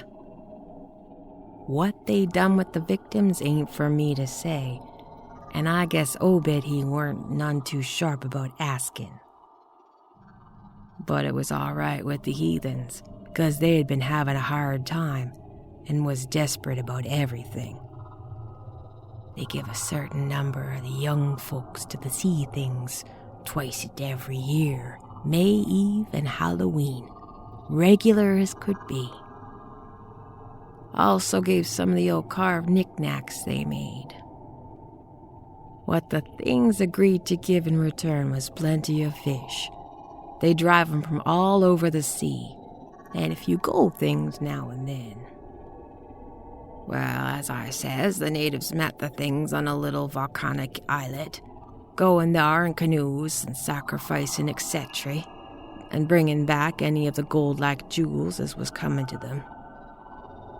At first, the things didn't never go on to the main island, but after a time, they come to want to. Seems they hankered after mixing with the folks and having joint ceremonies on big days, May Eve and Halloween. You see, they was able to live both in and out the water, what they call amphibians, I guess. The Kanakis told them as how folks from the other islands might want to wipe them out if they ever got wind of their being there. But they says they don't care much, because they could wipe out the whole brood of humans if they was willing to bother. That is, as any didn't have certain signs, such as was used once by the lost old ones, whoever they was. But not wanting to bother, they'd lay low when anybody visited the island. When it came to mating with them toad-looking fishes, the Kanakis kind of balked. But finally they learnt something as to put a new face on the matter. Seems that human folks has a kind of relation to such water beasts, and everything alive came out of the water once, and only needs a little change to go back in. Then things told the Kanakis that if they mixed bloods, there'd be children as looked human at first, but later turned more and more like the things, till finally they'd take to the water and join the main lot of things down there. And this is the important part, young lady. Them as turned into fish things and went into the water wouldn't never die. Them things never died except was killed violent. Well, it seems by the time Obed knew the islanders, they was all full of fish blood from them deep water things. When they got old and began to show it, they was kept hid until they felt like taking to the water and quitting the place. Some of them was more tetched than others, and some of them never did change quite enough to take to the water. But mostly, they turned out the way just them things said. Them that was born more like the things changed early, but them as was early human sometimes stayed on the island till they was past 70, though they'd usually go down for trial trips afore that. Folks as had took to the water generally come back a good deal to visit, so the man could often be talking to his own 5 times great-grandfather, who left dry land a couple of 100 years or so afore. Everybody got out the idea of dying except the canoe wars with other islanders, or sacrifices to sea gods down below, or from a snake bite or a plague, or sharp galloping ailments or something before they could take to the water, but simply looked forward to a kind of change that wouldn't be a bit horrible after a while. They thought what they got was well worth what they had to give up. And I guess Obed kind of come to think the same hisself when he chewed over old Wallachia story a bit. Wallachia, though, was one of the few that hadn't got none of the fish blood, being of a royal line that intermarried with royal lines on other islands. Wallachia showed Obed all rites and incantations as to do with the sea things, and let him see some of the folks in the village as had changed a lot from human shape. Somehow or another, though, he would never let him see the regular things from right out of the water. In the end, he gave him a funny kind of thingamajig made out of lead or something, that he said would bring the fish things from any place in the water where there might be a nest of them. The idea was to drop it down with the right kind of prayers and such. Wallachia allowed as things was scattered all over the world, so's anybody that looked could find a nest and bring 'em up if they was wanted. Matt, he didn't like the business at all, and wanted Obed should keep away from the island. But the captain was sharp for gain, and found he could get them gold things so cheap it'd pay him to make a specialty of 'em. Things went on that way for years, and Obed got enough of the gold-like stuff to make him start the refinery in Waite's old rundown filling mill. He didn't dare sell the pieces like they was, for folks would be all the time asking questions. All the same, his crews would get a piece and dispose of it now and then, even though they was swore to keep quiet.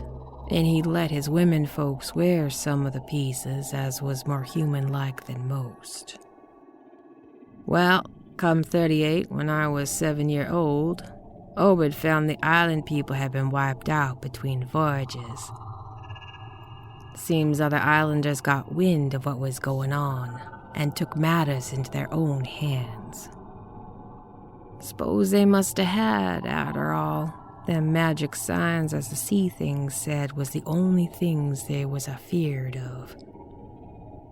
No telling what any of them Kanakies will chance to get a hold of when the sea bottom throws up some island with ruins older than the deluge.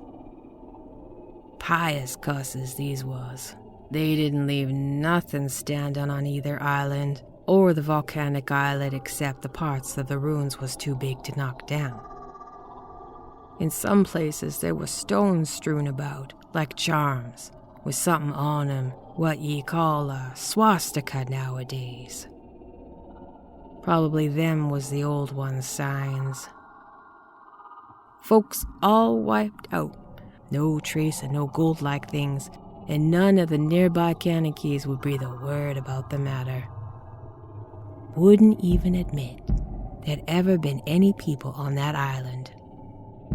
That hit Obed pretty hard, seeing as how his normal trade was doing very poor. It hit the whole of Innsmouth, too, because in seafaring days, what profited the master of the ship generally profited the crew proportionate.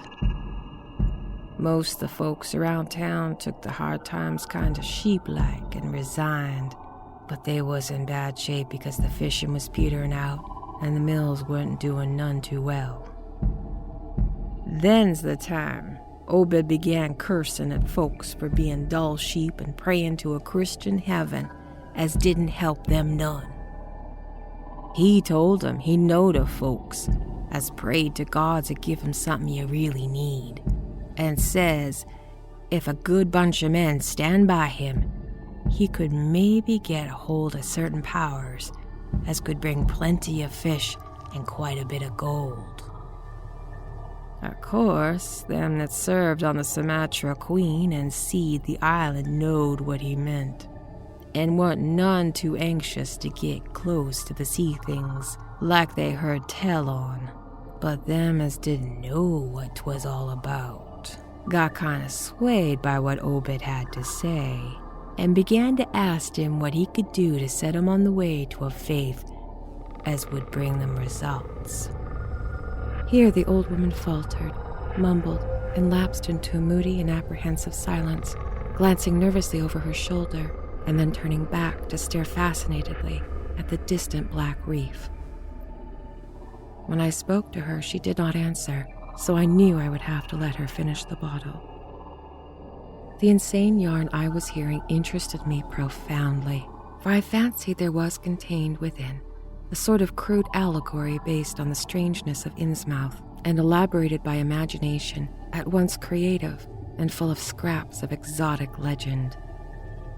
Not for a moment did I believe the tale had any really substantial foundation, but nonetheless the account held a hint of genuine terror, if only because it brought in references to strange jewels clearly akin to the malign tiara I had seen in Newburyport. Perhaps the ornaments had, after all, come from some strange island, and possibly the wild stories were lies of the bygone Obed himself, rather than this antique toper. I handed Zelda the bottle, and she drained it to the last drop. It was curious how she could stand so much whiskey, for not even a trace of thickness had come into her high, wheezy voice. She licked the nose of the bottle, slipped it into her pocket, and began to nod and whisper softly to herself. I bent close to catch any articulate words she might utter, and thought I saw a sardonic smile behind the stained, bushy hair. Yes, she really was forming words, and I could grasp a fair portion of them. Poor Matt. Matt, he was always against it. Tried to line up folks on his side. Had long talks with preachers. It was no use. They ran the Congregational parson out of town, and the Methodist feller. Never did see resolved Badcock, the Baptist parson, again. Wrath of Jehovah. I was a mighty little critter, but I heard what I heard, and I seen what I seen. Dagon and Ashtoreth, Belial and Beelzebub, golden calf and idols of Canaan, and the Philistines and Babylonish abominations. Meeny, tekel a parson. She stopped again, and from the look in her watery blue eyes, I feared she was close to a stupor after all. But when I gently shook her shoulder, she turned on me with astonishing alertness and snapped out some more obscure phrases. Don't believe me, hey? Then just tell me, young lady, why Captain Obed and 20 other odd folks used to row out to Devil Reef in the dead of night and chant things so loud you could hear 'em all over town when the wind was right. Tell me that, eh? And tell me why Obed was always dropping heavy things into the deep water to other side of the reef where the bottom shoots down like a cliff, lower than you can sound. And tell me what he done with that funny-shaped lead thingamajig as Wallachia gave him. Hey, girl? And what did they howl on May Eve, and again next Halloween? And why'd the new church parsons, fellers as used to be sailors, wear them robes and cover themselves with them gold-like things Obed brung, eh? The watery blue eyes were almost savage or maniacal now, and the dirty white hair bristled electrically. Old Zelda probably saw me shrink back, for she began to cackle evilly. Beginning to see, eh? Maybe you'd like to have been me in them days, when I'd seed things at night out at sea from the cupola top of my house. Oh, I can tell you little pitchers have big ears, and I wouldn't miss nothing that was gossiped about Captain Obed and the folks out at the reef. How about the night I took my pa's ship glass up to the cupola and seed the reef bristling thick with shapes that dove off soon's the moons rise? Obed and the folks was in a dory, but them shapes doved off the far side into the deep water and never came up. How'd you like to be a little shaver alone in a cupola watching shapes as wasn't human shapes, eh? The old woman was getting hysterical, and I began to shiver with a nameless alarm. She laid a gnarled claw on my shoulder, and it seemed to me that its shaking was not altogether that of mirth. S'pose one night you seed something heavy heaved off of Obed's dory beyond the reef, and learnt the next day a young feller was missing from home, hey? Did anybody ever see hide nor hair of Hiram Gillum again? Did they? And Nick Pierce? And Llewellyn Waite? And Adoniram Southwick? And Henry Garson, hey? Shapes talking sign language with their hands, them as had real hands. Well, That was the time Obed began to get on his feet again. Folks seeing his 3 daughters a wearing gold things as nobody's seen before, and smoke starting to come out of the refinery chimney. Other folks were prospering too. Fish began to swim into the harbor fit to kill, and heaven knows what size cargoes we began to ship out to Newbury, Arkham, Boston. 'Twas then Obed got the old branch railroad put through. Some Kingsport fishermen heard about the catch and come up in sloops, but they was all lost. Nobody ever seen 'em again.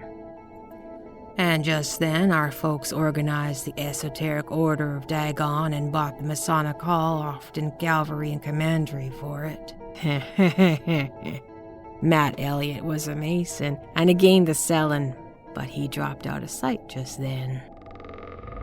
Remember, I ain't saying Obed was set on having things just like they was on Kankakee Islet. I don't think he aimed at first to do no mixing or raise young'uns to take to the water and turn into fishes with eternal life.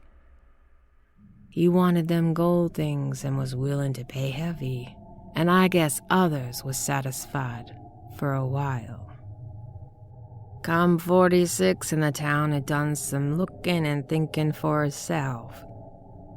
Too many folks missing, too much wild preaching a meeting of Sunday, too much talk about that reef, and I guess I done a bit of telling to Selectman Maury what I saw from the cupola. There was a party one night that followed Obed's crowd out to the reef, and I heard shots betwixt the dories.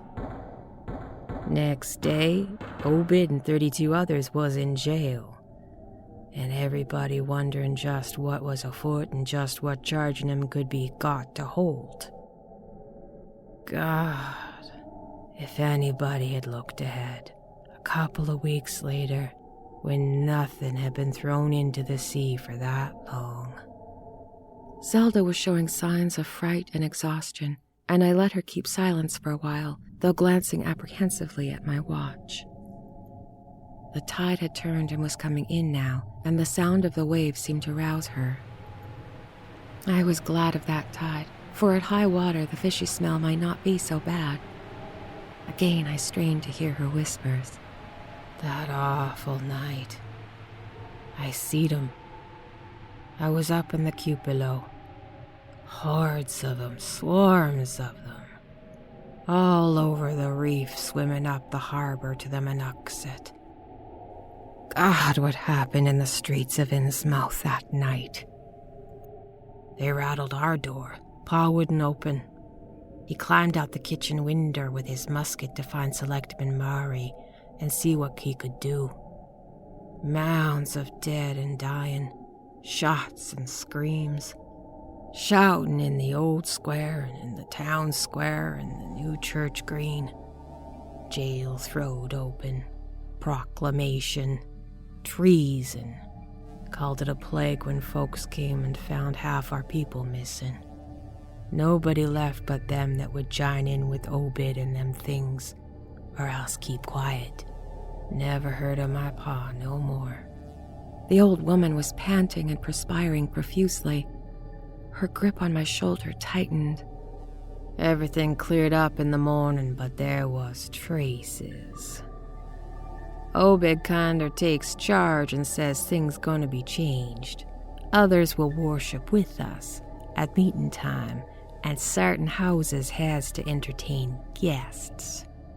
They wanted to mix like they had done with the Kanakys, and he, for one, didn't feel bound to stop him. Far gone was Obed, just like a crazy man on the subject. He says they bring us fish and treasure, and they should have what they hankering after. Nothing was to be different on the outside, only we was to keep shy of strangers if we knowed what was good for us. We all had to take the oath of Dagon, and later there was second and third oaths that some of us took. Them as would help special would get special rewards, gold and sich. No use balking, for there was millions of 'em down there. They'd rather not start rising up and wiping out humankind. But if they was gave away and forced to, they could do a lot towards just that. We didn't have old charms to cut 'em off like the folks in the South Sea did, and them Kanakys wouldn't never give up their secrets. Yield up enough sacrifices and savage knickknacks and harborage in the town when they wanted it, and they'd leave well enough alone. It wouldn't bother no strangers as bare tails outside. That is, without they got prying. All in the band of the faithful, Order of Dagon, and the children should never die, but go back to Mother Hydra and Father Dagon, what we all came from once. Ya Cthulhu, Fthagan, Thangui, Gulranth, Cthulhu, Rular, Gachnegel, Thangui. Old Zelda was lapsing into stark raving, and I held my breath. Poor old soul. To what pitiful depths of hallucination had her liquor, plus her hatred of the decay, alienage, and disease around her, brought that fertile, imaginative brain? She began to moan now, and the tears were coursing down her channeled cheeks into the depths of her neck. God, what I seen since I was 15-year-old. Meeny Takala Pricin'. The folks was missing, and them as killed themselves, them as told things in Arkham or Ipswich, such places was all called crazy, like you're calling me right now. But God, what I seen. They'd have killed me a long time ago for what I know, only I took the first and second oaths of Dagon, oft Obed, so was protected unless a jury of them proved I told things knowing and deliberate. But I wouldn't take the third oath. I'd die rather than do that. It got worse around Civil War time when the children born in 46 begun to grow up.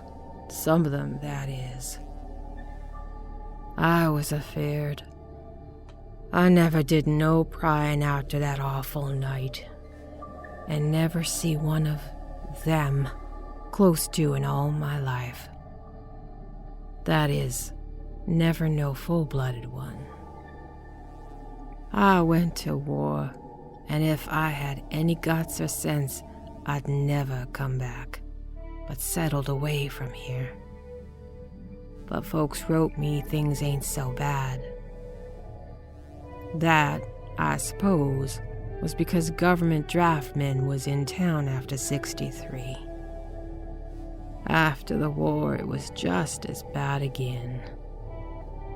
People began falling off, mills and shops shut down, shipping stopped, harbor choked up, railroad gave up, but they never stopped swimming in and out of the river from that cursed reef of Satan, and more attic windows got boarded up and more noises were heard in houses that wasn't supposed to have nobody in 'em.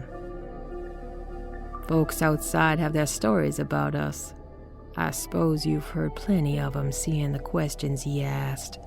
Stories about things they've seed now and then, and about what queer jewelry is still comes from somewheres and ain't quite melted up. But nothing never gets definite. Nobody believe nothing. They call the gold things pirate loot, and allow the Innsmouth folks has furrin blood or is distempered or something. Besides, them that lives here shoo off strangers as they kin, and encourage the rest not to get very curious, especially around night time. Beasts balk at the critters, horses worse than mules, but then they got autos, so that was all right. In 46, Obed took a second wife that nobody in town never see. Some says he didn't want to, but was made to by them, as he'd called in. Had 3 children by her. 2 disappeared young, but one gal looked like everybody else and was educated in Europe. Obed finally got her married off by a trick to an Arkham feller as didn't suspect nothing. But nobody outside'll have nothing to do with Innsmouth folks now. Barnabas Marsh, that runs the refinery now, is Obed's grandson by his first wife, son of Onesiphorus, his eldest son. But his mother was another one of them that wouldn't never seed outdoors. Right now Barnabas is about changed. Can't shut his eyes no more, and is all out of shape. They say he still wears clothes, but he'll take to the water soon. Maybe he's tried it already. They do sometimes go down for little spells afore they go for good. Ain't seed about in public for near high 10 year. Don't know how his poor wife can feel. She come from Ipswich, and they nigh lynched Barnabas when he courted her 50-odd year ago. Obed, he died in 78, and all the next generation is gone now. The first wife children are dead, and the rest, God knows. The sound of the incoming tide was now very insistent, and little by little, it seemed to change the old woman's mood from maudlin tearfulness to watchful fear. She would pause now and then and renew her nervous glances over her shoulder out toward the reef, and despite the wild absurdity of her tale, I could not help beginning to share her vague apprehensiveness. Zelda now grew even shriller and seemed to be trying to whip up her courage with even louder speech. Hey, you. Why don't you say something? How'd you like living in a town like this where everything rotten and dying, all boarded up monsters crawling and bleating and barking and hopping around black cellars in attics every way you turn? Hey? How do ye like to hear the howling night after night from the churches and New Order Dagon Hall and know what's doing part of the howling? How do you like to hear what comes from that awful reef every May Eve and Halloween Mass, eh? Think the old woman's crazy, eh? Well, let me tell you, that ain't the worst. Zelda was really screaming now, and the mad frenzy of her voice disturbed me more than I cared to own. Curse ye! Don't sit there staring at me with them eyes. I tell Obed Marsh he's in hell, and he's gotta stay there. Ha ha ha ha! In hell, I says. Can't get me. I ain't done nothing nor told nobody nothing. Oh, you, young lady. Well, even if I hadn't told nobody nothing yet, I'm a-going to now. You just sit still and listen to me, girl. This is what I ain't never told nobody. I says I do no prying after that night, but I found things out just the same. You want to know what a real horror is, hey? Well, it's this. It ain't what them fish devils has done, but what they're going to do. They're a-bringing things up out where they come from into town. Been doing it for years, and slacking up lately. Them houses north of the river betwixt Water and Main Streets is full of them. Them devils and what they bring. And when they get ready, I say when they get ready, ever hear tell of a Shoggoth? Hey, do you hear me? I tell you I know what them things be. I seen 'em one night when... The hideous suddenness of the inhuman frightfulness of the old woman's shriek almost made me faint. Her eyes, looking past me towards the malodorous sea, were positively staring from her head, while her face was a mask of fear worthy of a Greek tragedy. Her bony claw dug monstrously into my shoulder, and she made no motion as I turned my head to look at whatever she had glimpsed.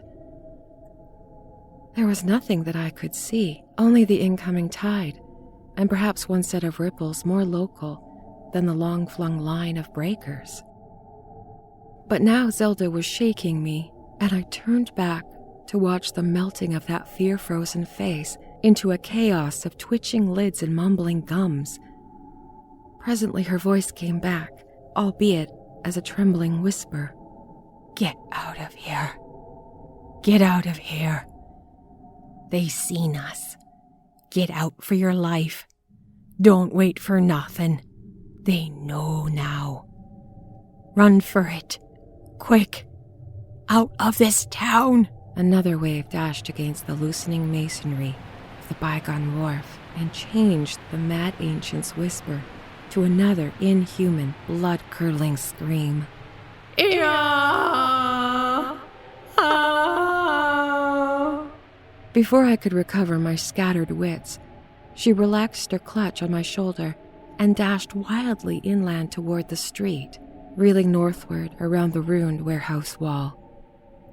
I glanced back at the sea, but there was nothing there. And when I reached Water Street and looked along it toward the north, there was no remaining trace of Zelda Allen. 4.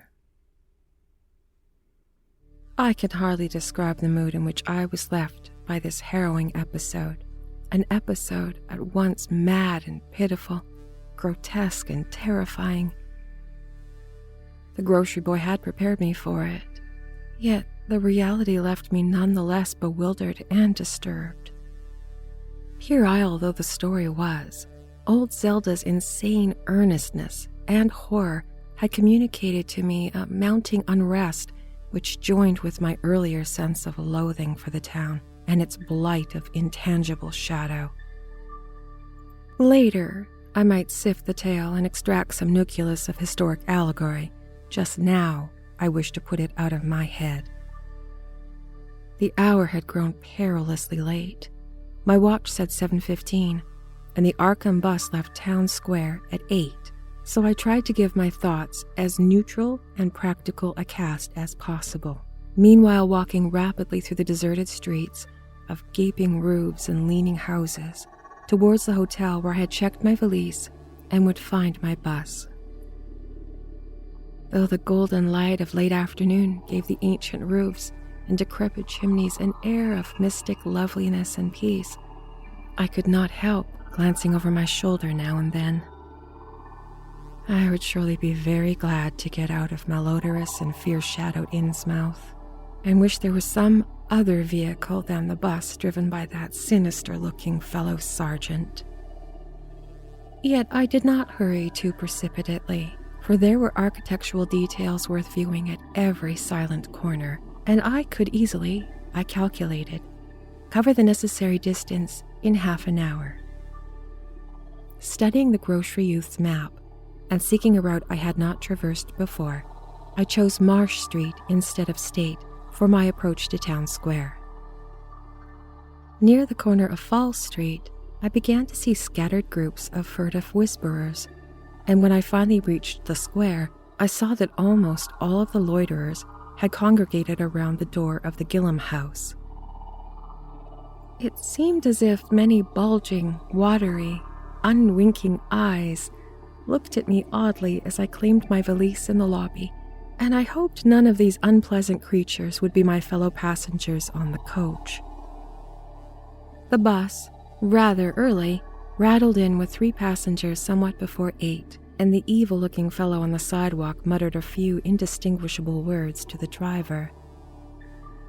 Sergeant threw out the mailbag and a roll of newspapers and entered the hotel, while the passengers, the same men whom I had seen arriving in Newburyport that morning, shambled to the sidewalk and exchanged some faint guttural words with a loafer in a language I could have sworn was not English. I boarded the empty coach and took the same seat I had taken before, but I was hardly seated before Sergeant reappeared and began mumbling in a throaty voice of peculiar repulsiveness. I was, it appeared, in very bad luck.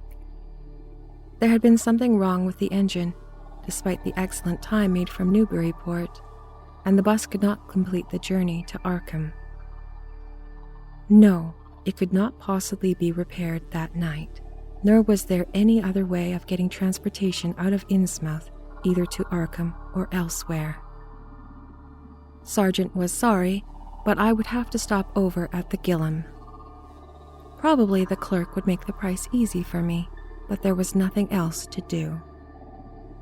Almost dazed by this sudden obstacle, and violently dreading the fall of night in this decaying and half-lighted town, I left the bus and re-entered the hotel lobby, where the sullen, queer-looking night clerk told me I could have room 428 on the top floor, large, without running water, for $1. Despite what I had heard of this hotel in Newburyport, I signed the register, paid my $1, let the clerk take my valise, and followed that sour, solitary attendant up 3 creaking flights of stairs, past dusty corridors which seemed wholly devoid of life. My room, a dismal rear one with 2 windows and bare cheap furnishings, overlooked a dingy courtyard otherwise hemmed in by low, deserted brick blocks, and commanded a view of the decrepit westward stretching roofs with a marshy countryside beyond. At the end of the corridor was a bathroom, a discouraging relic with ancient marble bowl, tin tub, faint electric light, and musty wooden paneling all around the plumbing fixtures. It still being daylight, I descended to the square and looked around for a diner of some sort, noticing as I did so the strange glances I received from unwholesome loafers. Since the grocery store was closed, I was forced to patronize the restaurant I had shunned before. A stooped, narrow-headed man with staring, unwinking eyes, and a flat-nosed wench with unbelievably thick, clumsy hands being in attendance. The service was of the counter type, and it relieved me to find that much was evidently served from cans and packages.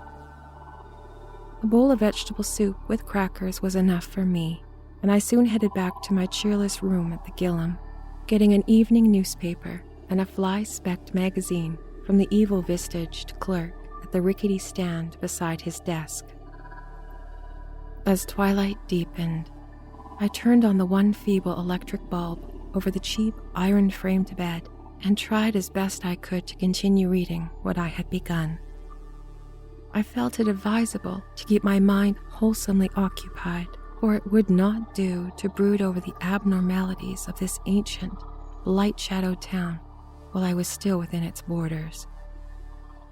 The insane yarn I had heard from the aged drunkard did not promise very pleasant dreams, and I felt I must keep the image of her wild, watery eyes as far as possible from my imagination. Also, I must not dwell on what the factory inspector had told the Newburyport ticket agent about the Gillam house and the voices of its nocturnal tenants.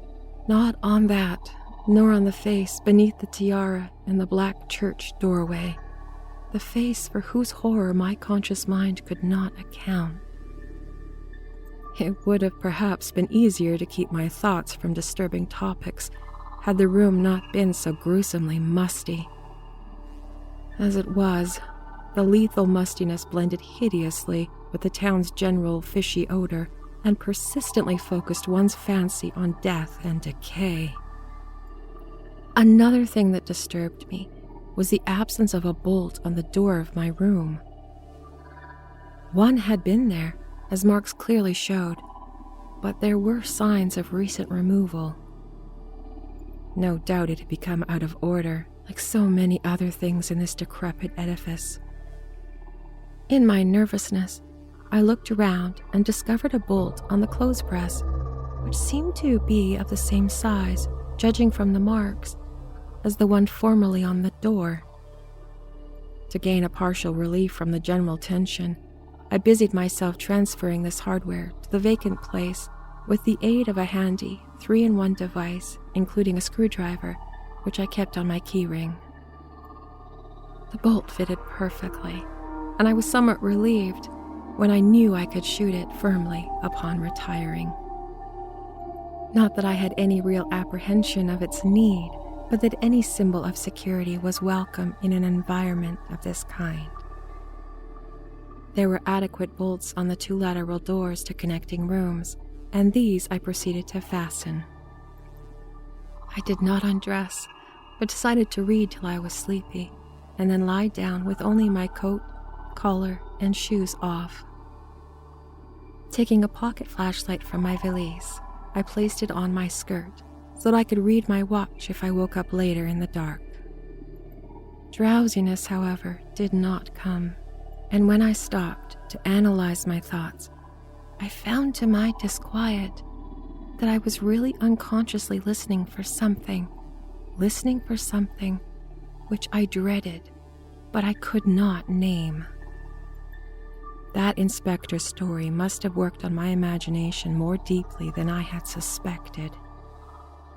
Again, I tried to read, but I found I made no progress.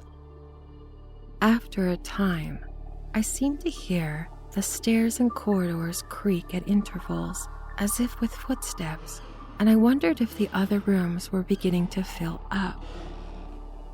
There were no voices, however, and it struck me that there was something subtly furtive about the creaking.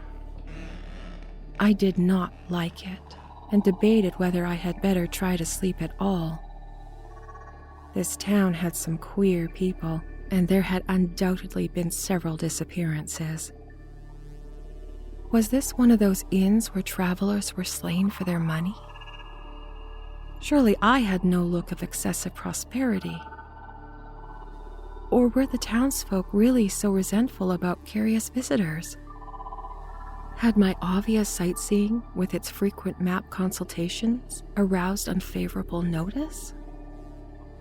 It occurred to me that I must be in a highly nervous state to let a few random creakings set me off speculating in this fashion, but I regretted nonetheless that I was unarmed.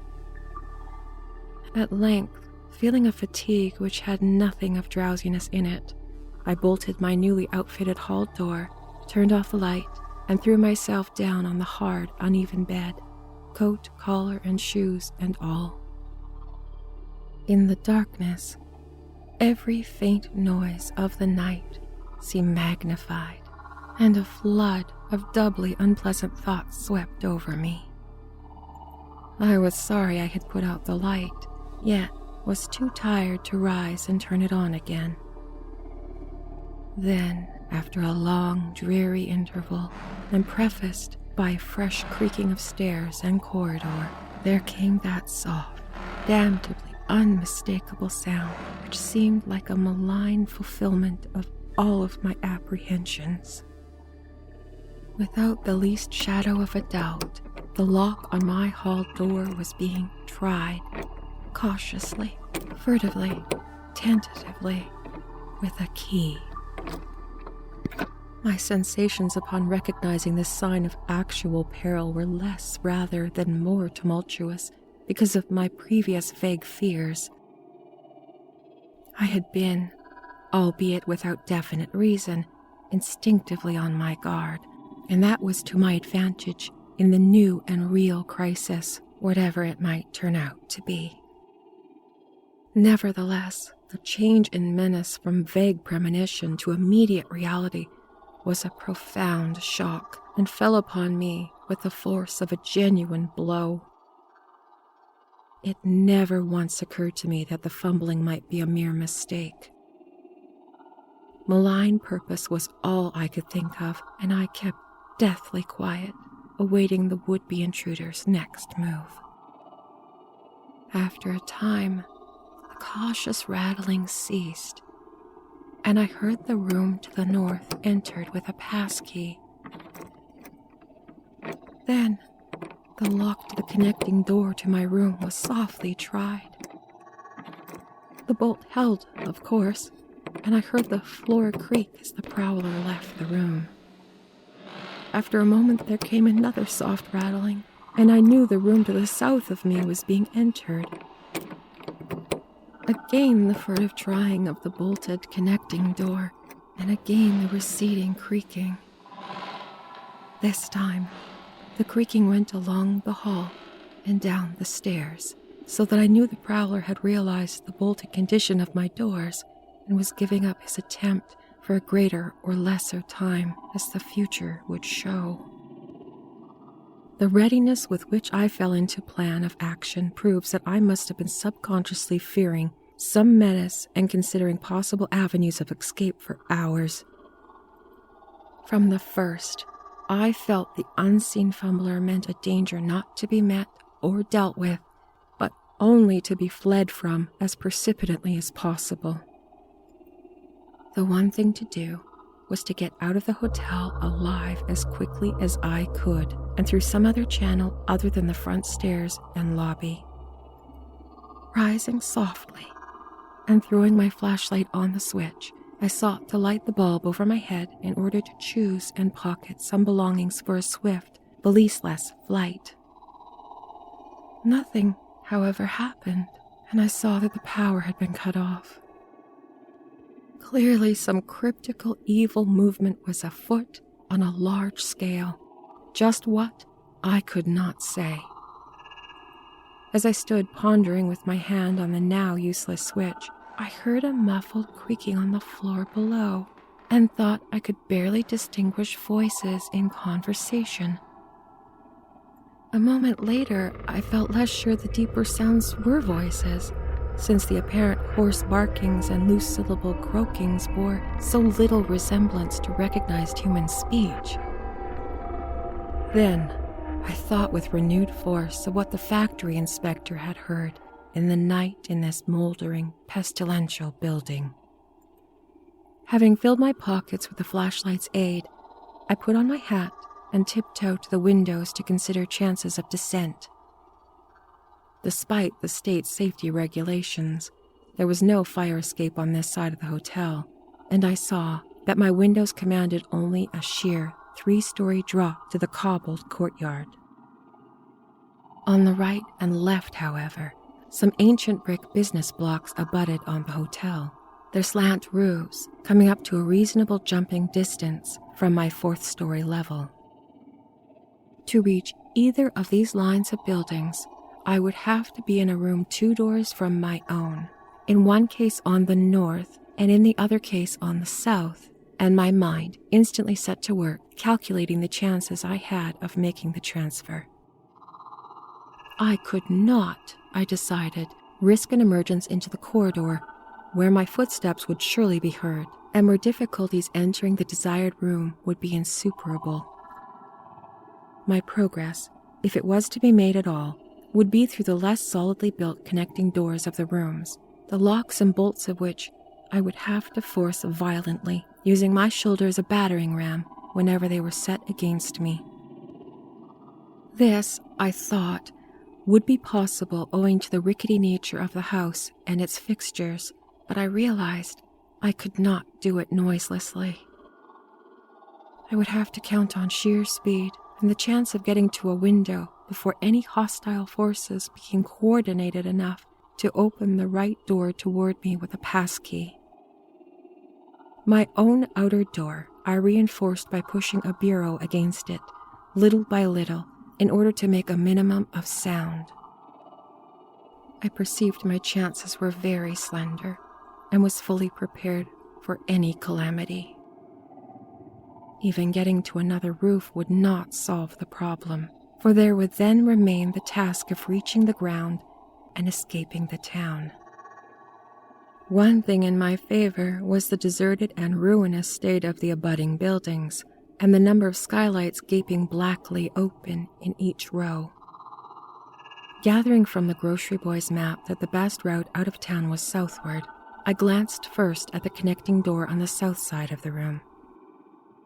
It was designed to open in my direction, hence I saw, after drawing the bolt and finding the other fastenings in place, it was not a favorable one for forcing.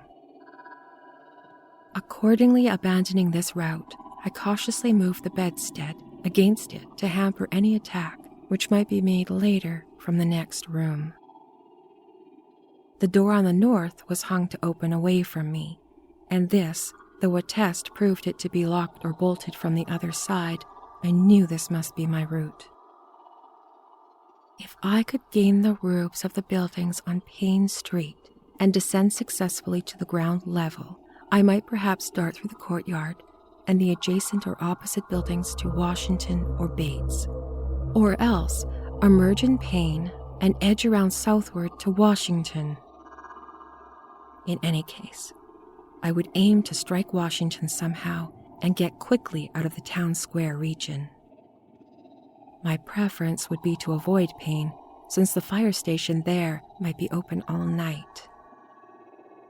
As I thought of all of these things, I looked out over the squalid sea of decaying roofs below me, now brightened by the beams of a moon not much past full. On the right, the black gash of the river gorge clove the panorama, abandoned factories, and a railway station clinging barnacle-like to its sides. Beyond it, the rusted railway and the Rowley Road led off through a flat, marshy terrain dotted with islets of higher and drier scrub-grown land. On the left, the creek-threaded countryside was nearer, the narrow road to Ipswich gleaming white in the moonlight.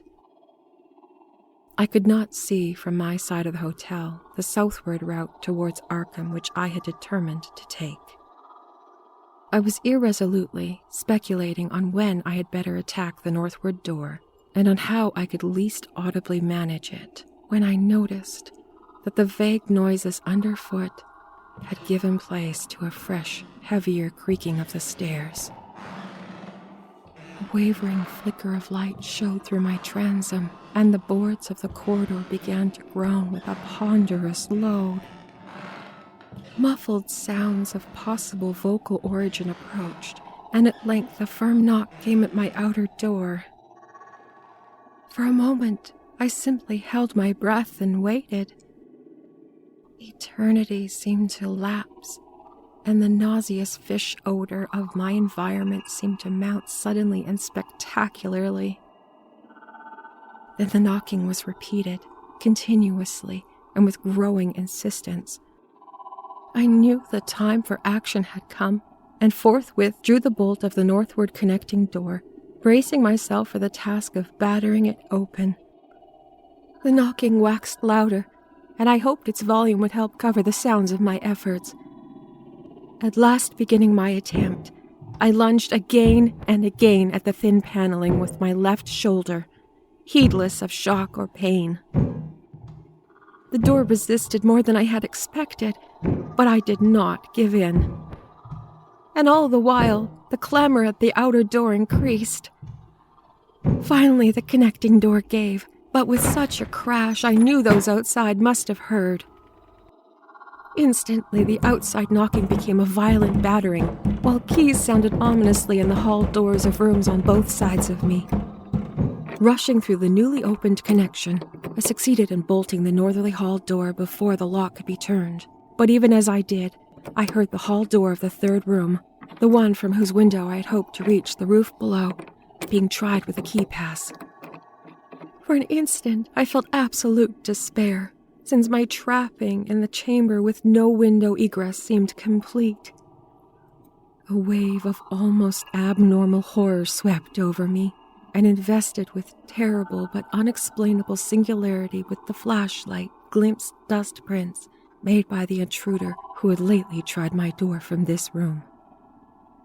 Then, with dazed automatism which persisted despite hopelessness, I made for the next connecting door and performed a blind motion of pushing at it in an effort to get through. And, granting that the fastenings might be as providentially intact as in this second room, bolt the hall door from beyond before the lock could be turned from outside. Sheer fortunate chance gave me reprieve, for the connecting door before me was not only unlocked but actually ajar. In a second I was through, and had my knee and my shoulder against the hall door, which was visibly opening inward. My pressure took the opener off guard, for the thing shut as I pushed, so I could slip the well-conditioned bolt as I had done with the other door. As I gained this respite, I heard the battering of the other 2 doors abate, while a confused chatter came from the connecting door I had shielded with my bedstead. Evidently, my assailants had entered the southerly room and were massing a lateral attack. But in the same moment, a passkey sounded in the next door to the north, and I knew a nearer peril was at hand. The northward connecting door was wide open, but there was no time to think about checking the already turning lock in the hall. All I could do was shut and bolt the connecting door, as well as its mate on the opposite side, pushing the bedstead against one and the bureau against the other, and moving the washstand in front of the hall door. I saw, trust these makeshift barriers to shield me, till I could get out the window and get out on the roof of the Payne Street block. But even in this acute moment, my chief horror was something apart from the immediate weakness of my defenses. I was shuddering, because not one of my pursuers, despite some hideous pantings and gruntings and subdued barkings at odd intervals, was uttering an unmuffled or intelligible vocal sound. As I moved the furniture and rushed towards the windows, I heard a frightful scurrying along the corridor toward the room north of me, and perceived that the southward battering had ceased. Plainly, most of my opponents were about to concentrate against the feeble connecting door, which they knew must open directly on me. Outside, the moon played on the ridgepole of the block below, and I saw that the jump would be desperately hazardous because of the steep surface on which I must land. Surveying the conditions, I chose the more southerly of the 2 windows as my avenue of escape, planning to land on the inner slope of the roof and make for the nearest skylight. Once inside the decrepit brick structures, I would have to reckon with pursuit, but I hoped to descend and dodge in and out of yawning doorways along the shadowed courtyard, eventually getting to Washington Street and slipping out of town towards the south. The clatter at the northerly connecting door was now terrific, and I saw the weak paneling beginning to splinter. Obviously, the besiegers had brought some ponderous object to play as a battering ram. The bedstead, however, still held firm, so that I at least had a faint chance of making good my escape. As I opened the window, I noticed it was flanked by heavy velour draperies suspended from a pole by brass rings, and also that there was a large projecting catch for the shutters on the exterior. Seeing a possible means of avoiding a dangerous jump, I yanked at the hangings and brought them down, pole and all, then quickly hooking 2 of the rings in the shutter catch and flinging the drapery outside. The heavy folds reached fully to the abutting roof, and I saw that the rings and catch would likely bear my weight. So climbing out of the window and down the improvised rope ladder, I left behind me forever the morbid, horror-infested fabric of the Gillam house. I landed safely on the loose slates of the steep roof and succeeded in gaining the black skylight without a slip. Glancing up at the window I had left, I observed it was still dark, though far across the crumbling chimneys to the north, I could see the lights ominously blazing in the Order of Dagon Hall, the Baptist Church, and the Congregational Church, which I recalled so shiveringly. There seemed to be no one in the courtyard below, and I hoped there would be a chance to get away before the spreading of a general alarm. Flashing my pocket lamp into the skylight, I saw that there were 2 steps down. The distance was slight, however, so I climbed over the brink and dropped, striking the dusty floor littered with crumbled boxes and barrels. The place was ghoulish looking, but I was past minding such impressions and made my way for the staircase revealed by my flashlight, after a hasty glance at my watch, which showed the hour to be 2 a.m. The steps creaked but seemed tolerably sound, and I raced down past the barn-like 2nd story to the ground floor. The desolation was complete. Only echoes answered my footfalls. At length I reached the lower hall, at one end of which I saw a faint luminous rectangle marking the ruined Payne Street doorway. Heading the other way, I found the back door also opened, and I darted out and down 5 stone steps to the grass-grown cobblestones of the courtyard. The moonbeams did not reach here, but I could just see my way about without using the flashlight. Some of the windows of the Gillam house side were faintly glowing, and I thought I heard confused sounds within. Walking softly over to the Washington Street side, I perceived several open doorways and chose the nearest as my route out. The hallway inside was black, and when I reached the opposite end, I saw that the street door was wedged immovably shut. Resolved to try another building, I groped my way back to the courtyard, but stopped short when close to the doorway. For out of an open door in the Gillam house, a large crowd of doubtful shapes was pouring, lanterns bobbing in the darkness, horrible croaking voices exchanging low cries in what was certainly not English. The figures moved uncertainly, and I realized to my relief that they did not know where I had gone. But for all that, they sent a shiver of horror through my frame. Their features were indistinguishable, but their crouching, shambling gait was abominably repellent. Worst of all, I perceived that one figure was strangely robed and unmistakably surmounted by the tall tiara of design, altogether too familiar.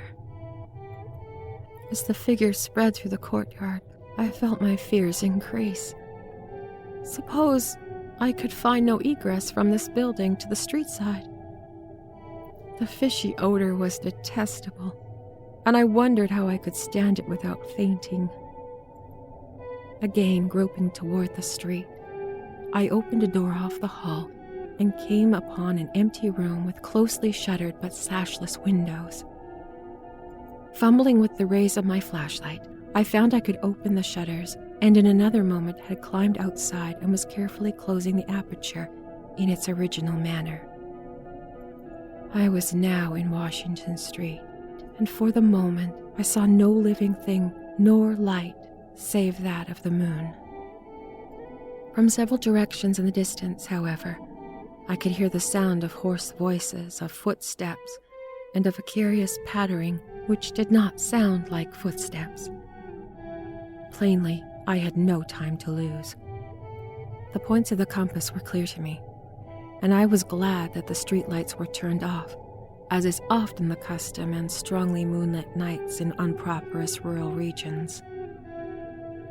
Some of the sounds came from the south, yet I retained my design of escaping in that direction. There would, I knew, be plenty of deserted doorways to shelter me in case I met any person or group who looked like pursuers. I walked rapidly, softly, and close to the ruined houses. While hatless and disheveled from my arduous climb, I did not look especially noticeable, and stood a good chance of passing unheeded if forced to encounter any casual wayfarer. At Bates Street, I drew into a yawning vestibule while 2 shambling figures crossed in front of me, but was soon on my way again and approaching the open space where Elliott Street obliquely crosses Washington at the intersection of South. Although I had never seen this space, it looked dangerous to me on the grocery youth's map, since the moonlight would have free play there. There was no trying to evade it, for any alternate course would involve detours of possible disastrous visibility and delaying effect. The only thing to do was to cross it boldly and openly, imitating the typical shamble of Innsmouth folk as best I could, and trusting that no one, or at least no pursuer of mine, would be there. Just how fully the pursuit was organized, and indeed just what its purpose might be, I could form no idea. There seemed to be unusual activity in the town, but I judged the news of my escape from Gillam had not yet spread. I would, of course, soon have to shift from Washington to some other southward street, for that party from the hotel would doubtless be after me. I must have left dust prints in that last old building, revealing how I had gained the street. The open space was, as I expected, strongly moonlit, and I saw the remains of a park-like, iron-railed green in its center. Fortunately, no one was about, though a curious sort of buzz or roar seemed to be increasing in the direction of Town Square. South Street was very wide, leading directly down a slight declivity to the waterfront and commanding a long view out at sea, and I hoped no one would be glancing up it from afar as I crossed in the bright moonlight. My progress was unimpeded, and no fresh sound arose to hint that I had been spied. Glancing about me, I involuntarily let my pace slacken for a second to take in the sight of the sea, gorgeous in the burning moonlight at the street's end. Far out beyond the breakwater was the dim, dark line of Devil Reef, and as I glimpsed it, I could not help thinking of the hideous legends I had heard over the past 34 hours. Legends which portrayed this ragged rock as a venerable gateway to realms of unfathomable horror and inconceivable abnormality. Then, without warning, I saw the intermittent flashes of light on the distant reef. They were definite and unmistakable, and awakened in my mind a blind horror beyond all rational proportion. My muscles tightened for panic flight, but held in by a certain unconscious caution and half-hypnotic fascination. And to make matters worse, there now flashed forth from the lofty cupola of the Gillam House, which loomed up to the northwest behind me, a series of analogous though differently spaced gleams, which could be nothing less than an answering signal. Controlling my muscles and realizing afresh how plainly visible I was, I resumed my brisker and more feignedly shambling pace, though keeping my eyes on that hellish, ominous reef as long as the opening of South Street gave me a seaward view. What that whole proceeding meant I could not imagine, unless it involved some strange rite connected with the Devil Reef, or unless some party had landed from a ship on that sinister rock. I now bent to the left around the ruinous green, still gazing towards the ocean as it blazed in the spectral summer moonlight, and watching the cryptical flashing of those nameless, unexplainable beacons. It was then that the most horrible impression of all was borne in upon me, the impression which destroyed my last vestige of self-control and sent me running frantically southward past the yawning black doorways and fishy staring windows of that deserted nightmare street. For, at a closer glance, I saw that the moonlight waters between the reef and the shore were far from empty. They were alive, with a teeming horde of shapes swimming inward toward the town. And even at my vast distance, and in my single moment of perception, I could tell the bobbing heads and flailing arms were alien and aberrant in a way scarcely to be expressed or consciously formulated. My frantic running ceased before I had covered a block, for at my left I began to hear something like a hue and cry of organized pursuit. There were footsteps and guttural sounds, and a rattling motor wheezed south along Federal Street. In a second, all my plans were utterly changed, for if the southward highway were blocked ahead of me, I must clearly find another egress from Innsmouth. I paused and drew into a gaping doorway, reflecting how lucky I was to have left the moonlight open space before these pursuers came down the parallel street. A second reflection was less comforting. Since the pursuit was down another street, it was plain that the party was not following me directly. It had not seen me, but was simply obeying a general plan of cutting off my escape. This, however, implied that all roads leading out of Innsmouth were similarly patrolled, for the denizens could not have known which route I was intending to take.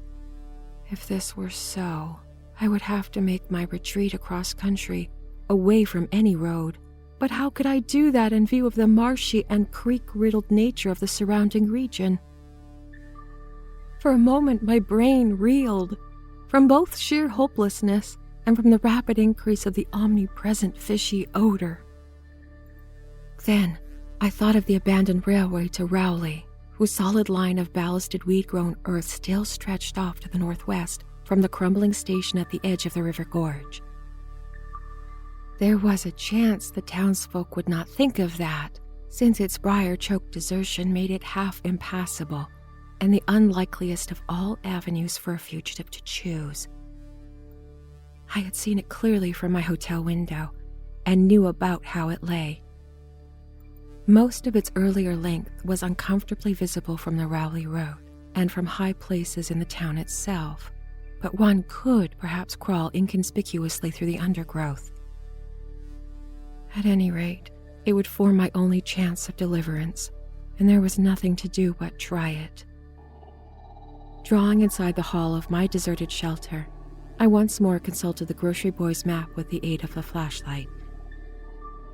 The immediate problem was how to reach the ancient railway, and I now saw that the safest course was ahead to Babson Street, then west to Lafayette, there edging around but not crossing to an open space homologous to one that I had traversed, and subsequently back northward and westward in a zigzagging line through Lafayette, Bates, Adams, and Bank Streets, the latter skirting the river gorge, to the abandoned and dilapidated station I had seen from my window. My reason for going ahead to Babson was that I wished to neither recross the earlier open space nor to begin my westward course along a cross street as broad as south. Starting once more, I crossed the street to the right-hand side in order to edge around Babson as inconspicuously as possible. Noises still continued from Federal Street, and as I glanced behind me, I thought I saw the gleam of a light near the building through which I had escaped. Anxious to leave Washington Street, I broke into a quiet dog trot, trusting to luck not to encounter any observing eye. The next corner of Babson Street, I saw to my alarm that one of the houses was still inhabited, as attested by curtains in the window, but there were no lights within, and I passed without disaster. In Babson Street, which crossed Federal and might thus reveal me to searchers, I clung as closely as possible to sagging, uneven buildings, twice pausing in a doorway as noises behind me momentarily increased.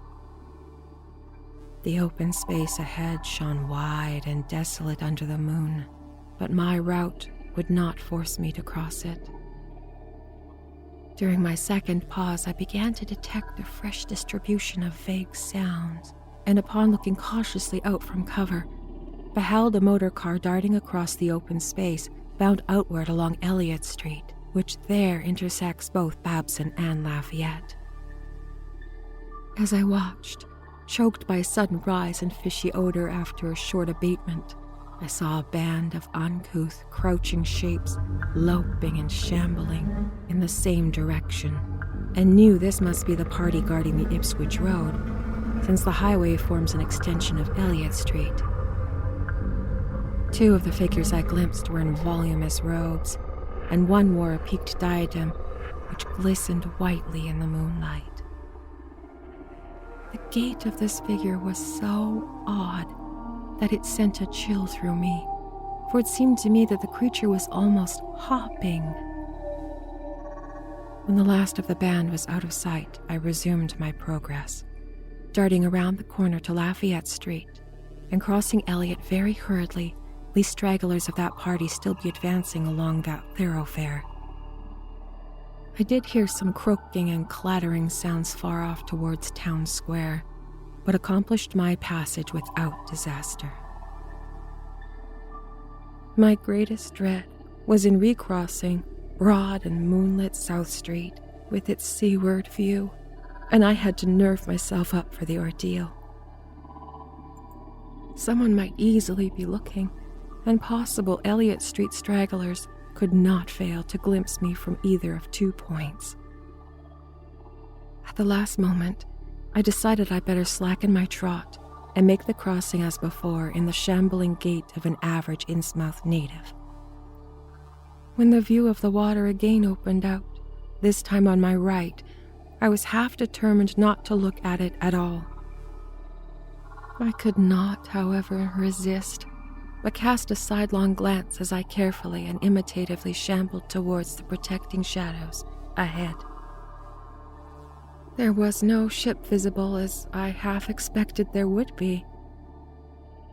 Instead, the first thing which caught my eye was a small rowboat pulling in toward the abandoned wharves and laden with some bulky, tarpaulin-covered object.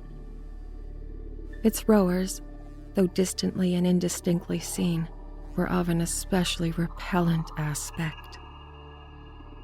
Several swimmers were still discernible, while on the far black reef I could see a faint, steady glow unlike the winking beacon visible before, and of a curious color which I could not precisely identify.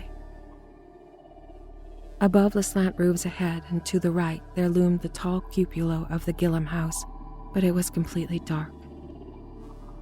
The fishy odor, dispelled for a moment by a merciful breeze, now closed in again with maddening intensity.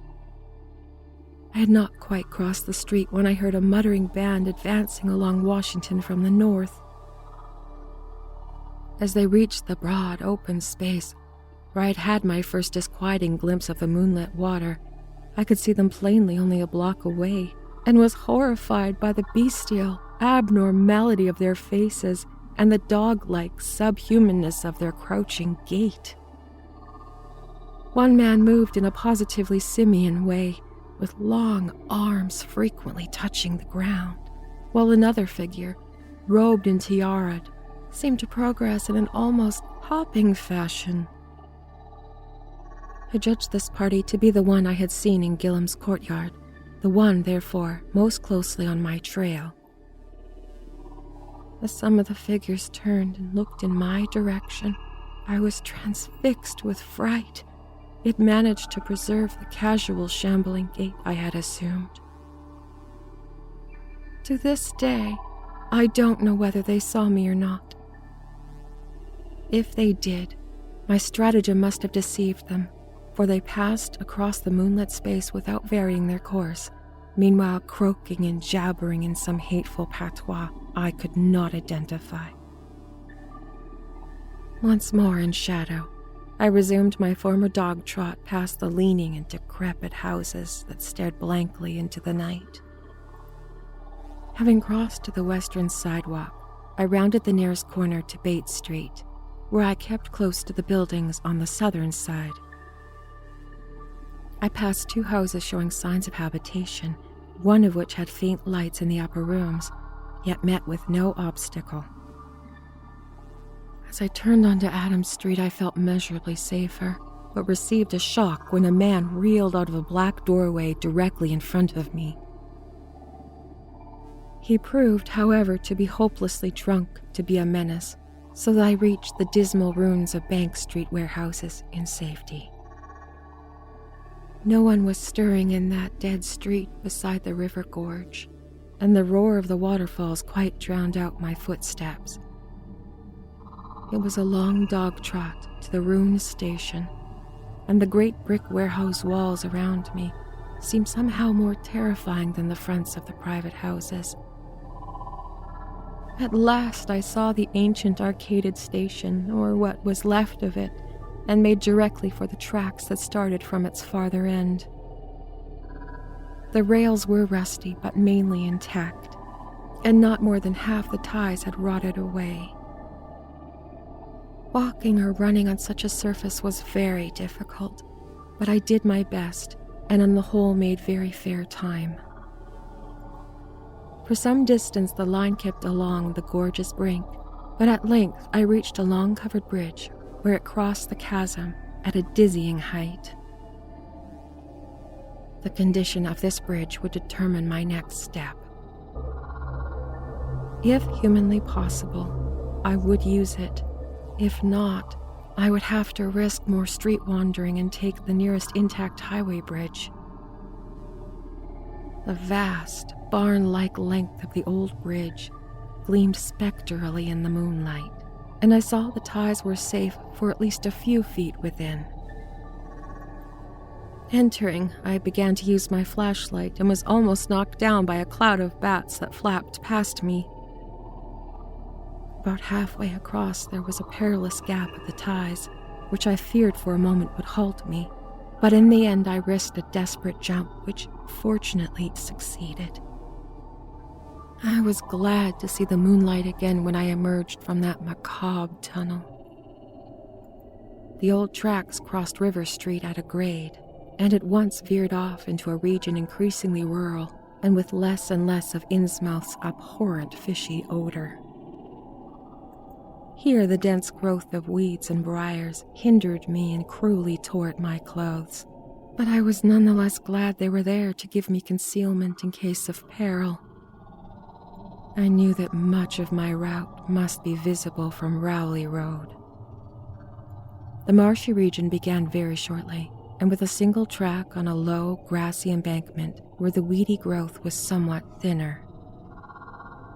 Then came a sort of island of higher ground, where the line passed through a shallow open cut, choked with bushes and brambles. I was very glad of this partial shelter, since at this point the Rowley Road was uncomfortably near, according to my window view. At the end of the cut, it would cross the track and swerve off to a safer distance, but meanwhile, I must be exceedingly careful. I was by this time thankfully certain that the railway itself was not patrolled. Just before entering the cut, I glanced behind me, but saw no pursuer. The ancient spires and roofs of decaying Innsmouth gleamed lovely and ethereal in the magic yellow moonlight, and I thought of how they must have looked in the old days before the shadow fell. Then as my gaze circled inland from the town, something less tranquil arrested my notice and held me immobile for a second. What I saw, or what I fancied I saw, was a disturbing suggestion of undulant motion far to the south, a suggestion which made me conclude that a very large horde must be pouring out of the city along the level Ipswich Road.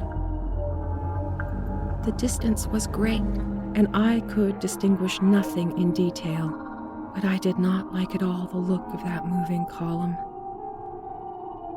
It undulated too much and glistened too brightly in the rays of that now westerning moon. There was a suggestion of sound, too, though the wind was blowing the other way, a suggestion of bestial, scraping and bellowing even worse than the muttering of the parties I had lately overheard. All sorts of unpleasant conjectures crossed my mind.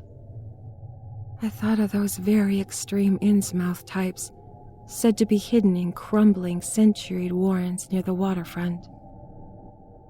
I thought, too, of those nameless swimmers I had seen.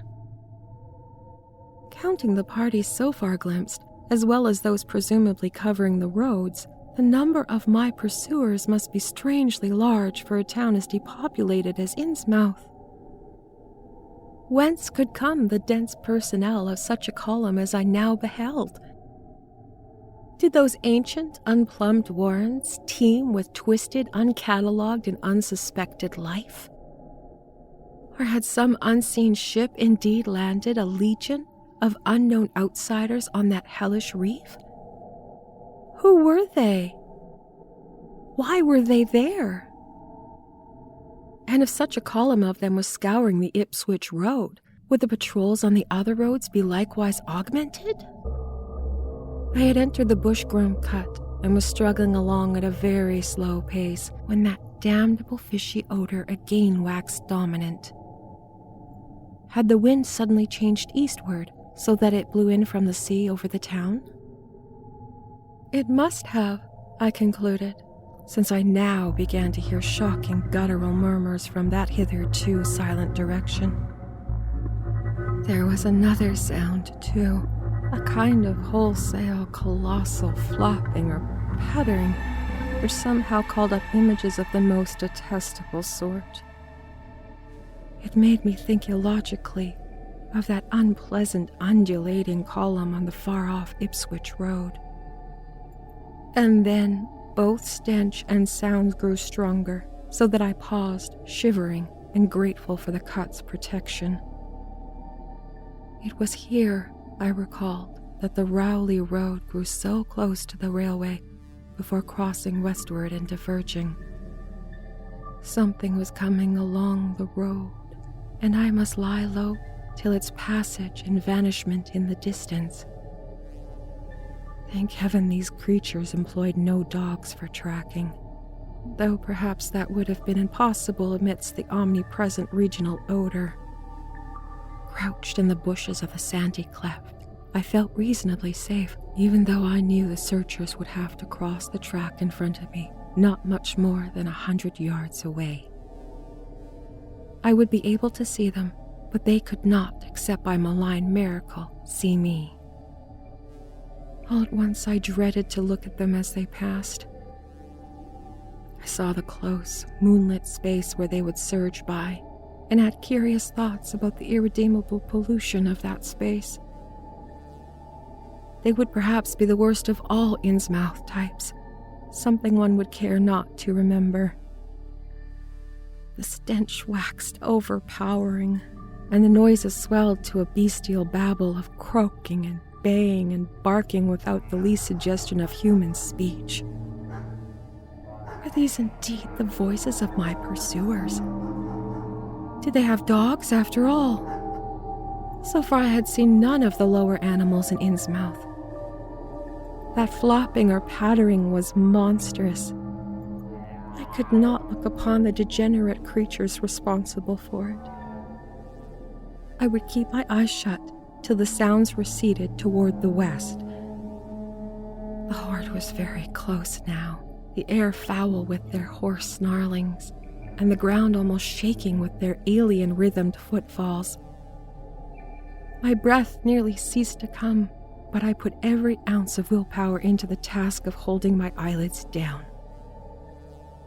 I am not yet willing to say whether what followed was a hideous actuality or only a nightmare hallucination. The later action of the government, after my frantic appeals, would tend to confirm it was a monstrous truth. But could not a hallucination have repeated under a quasi-hypnotic spell of that ancient, haunted, and shadowed town?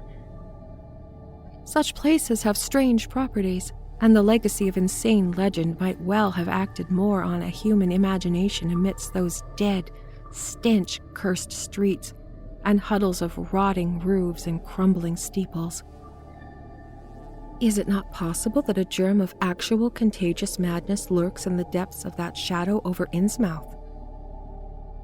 Who can be sure of reality after hearing the things of old Zelda Allen?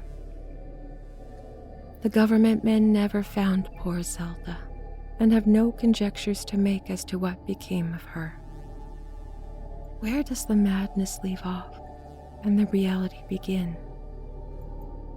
Is it possible that even my latest fear is sheer delusion? But I must try to tell what I thought I saw that night under the mocking yellow moon. Saw surging and hopping down Rowley Road in plain sight in front of me as I crouched among the wild brambles of that desolate railway cut. Of course my resolution to keep my eyes shut failed. It was foredoomed to failure, for who could crouch blindly while a legion of croaking, baying entities of unknown source flopped noisomely past, scarcely more than 100 yards away? I thought I was prepared for the worst, and I really ought to have been prepared considering what I had seen before. My other pursuers had been accursedly abnormal, so should I have not been ready to face the strengthening of the abnormal element, to look upon forms in which there was no mixture of normal at all? I did not open my eyes until the raucous clamor came loudly from a point obviously straight ahead. Then I knew that a long section of them must be plainly in sight, where the sides of the cut flattened out and the road crossed the track. I could no longer keep myself from sampling whatever horror that leering yellow moon might have to show. It was the end. For whatever remains of me on the surface of this earth, of every vestige of mental peace, and of confidence in the integrity of nature and of human mind. Nothing I could have imagined, nothing even I could have gathered and credited old Zelda's crazy tale, in the most literal way, would be in any way comparable to the demonic, blasphemous reality that I saw, or believe I saw. I have tried to hint at what it was in order to postpone the horror of writing it down baldly. Can it be possible this planet has actually spawned such things?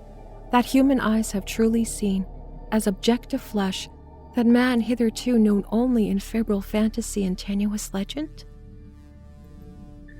And yet I saw them in a limitless stream, flopping and hopping, croaking, bleeding, surging inhumanly through the spectral moonlight in grotesque, malignant saraband of fantastic nightmare.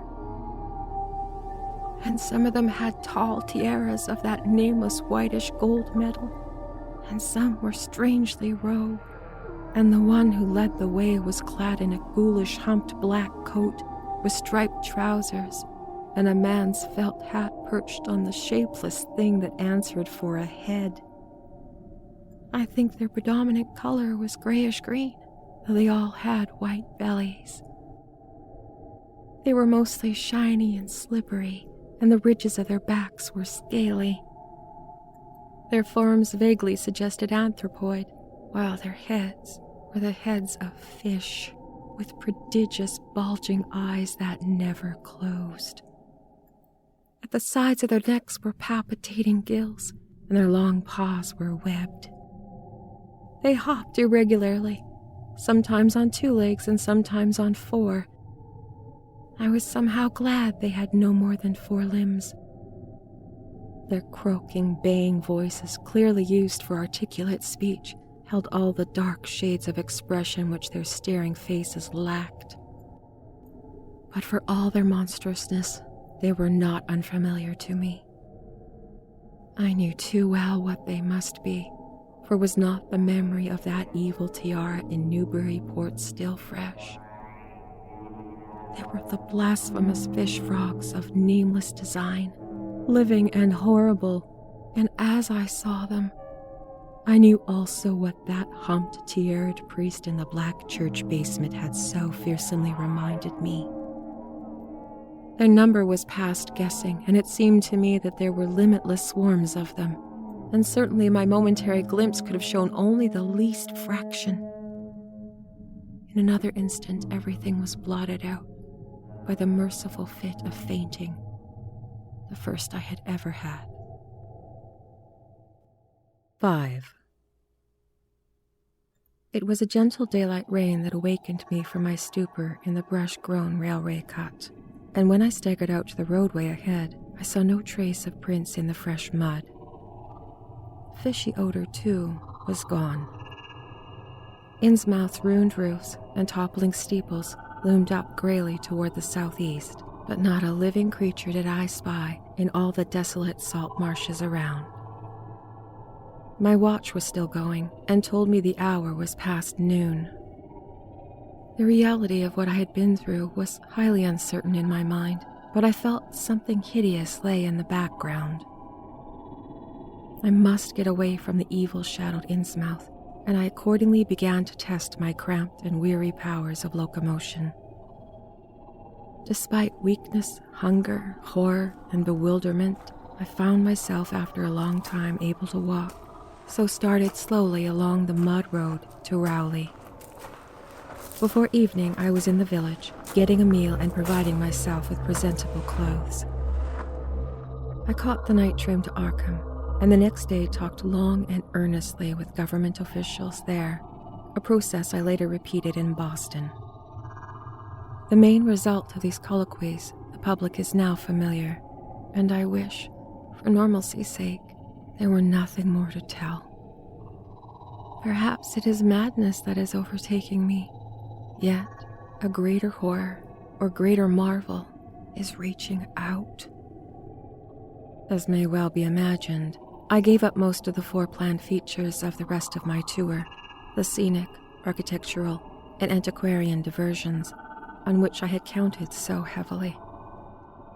Nor did I dare look for that piece of strange jewelry said to be in the Miskatonic University Museum. I did, however, improve my stay in Arkham by collecting some genealogical notes I had long wished to possess. Very rush and hasty data, it is true, but capable of good use later on when I might have time to collate and codify them. The curator of the Historical Society there, Mr. E. Lapham Peabody, was very courteous about assisting me, and expressed unusual interest when I told him I was the granddaughter of Elsa Orne, of Arkham, who was born in 1867 and married to James Williamson of Ohio at the age of 17. It seemed that a maternal uncle of mine had been there many years before, on a quest like my own, and that my grandmother's family was the topic of some local curiosity. There had, Mr. Peabody said, been considerable discussion about the marriage of her father, Benjamin Moore, just after the Civil War, since the ancestry of the bride was particularly puzzling. The bride was understood to have been an orphan de Marche, a cousin of the Essex County Marshes, but her education had been in France, and she knew very little of her family. A guardian had deposited funds in a Boston bank to maintain her and her French governess. But the guardian's name was unfamiliar to Arkham people, and in time he dropped out of sight, so that the governess resumed his role by court appointment. The Frenchwoman, now long dead, was very taciturn, and there were those who said she could have told more than she did. The most baffling thing was the inability of anyone to place the recorded parents of the young woman, Enoch and Linda Meserve Marsh, among the known families of New Hampshire.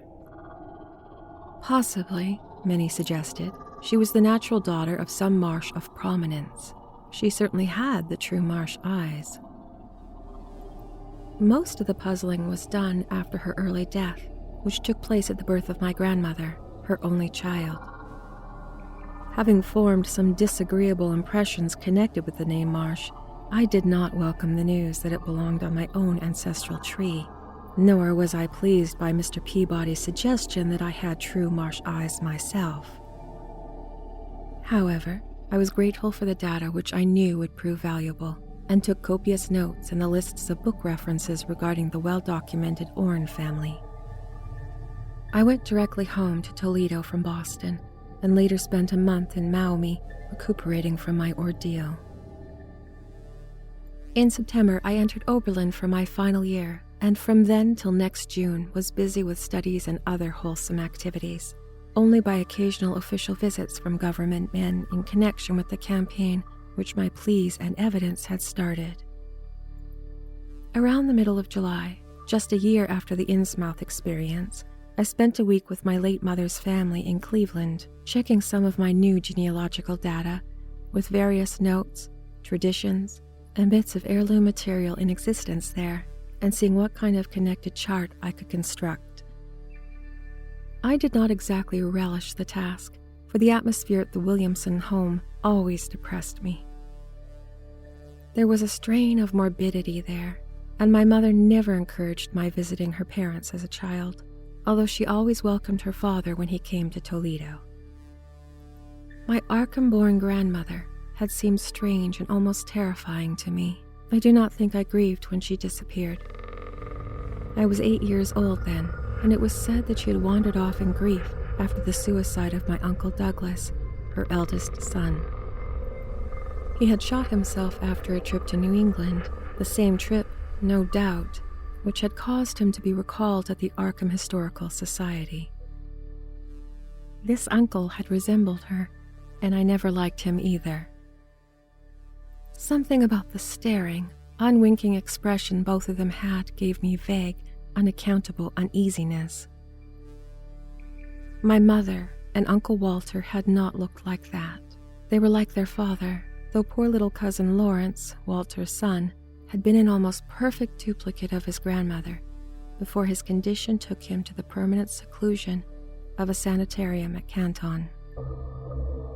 I had not seen him in 4 years, but my uncle once implied that his state, both mental and physical, was very bad. This worry had probably been a major cause of his mother's death 2 years before. My grandfather and his widowed son Walter now comprised the Cleveland household, but the memory of older times hung thickly over it. I still disliked the place and tried to get my researches done as quickly as possible. Williamson records and traditions were supplied in abundance by my grandfather, though for Orne material I had to depend on my uncle Walter, who put at my disposal the contents of all his files, including notes, letters, cuttings, heirlooms, photographs, and miniatures. It was in going over the letters and pictures of the Orne side that I began to acquire a kind of terror of my own ancestry. As I have said, my grandmother and Uncle Douglas had always disturbed me. Now, years after their passing, I gazed at their pictured faces with a measurable heightened feeling of repulsion and alienation. I could not at first understand the change, but gradually, a horrible sort of comparison began to obtrude itself on my unconscious mind, despite the steady refusal of my consciousness to admit even the least suspicion of it. It was clear that the typical expression of these faces now suggested something it had not suggested before, something which would bring stark panic if too openly thought of. But the worst shock came when my uncle showed me the Orne jewelry in a downtown safe deposit vault. Some of the items were delicate and inspiring enough, but there was one box of strange old pieces descended from my mysterious great-grandmother, which my uncle was almost reluctant to produce. They were, he said, of very grotesque and almost repulsive design, and had never, to his knowledge, been publicly worn, though my grandmother used to enjoy looking at them. Vague legends of bad luck clustered around them, and my great-grandmother's French governess had said they ought not to be worn in New England, though it would be quite safe to wear them in Europe. As my uncle began to slowly and grudgingly unwrap the things, he urged me not to be shocked by the strangeness and frequent hideousness of the designs. Artists and archaeologists who had seen them pronounced the workmanship superlatively and exotically exquisite, though no one seemed able to define their exact material or assign them to a specific art tradition.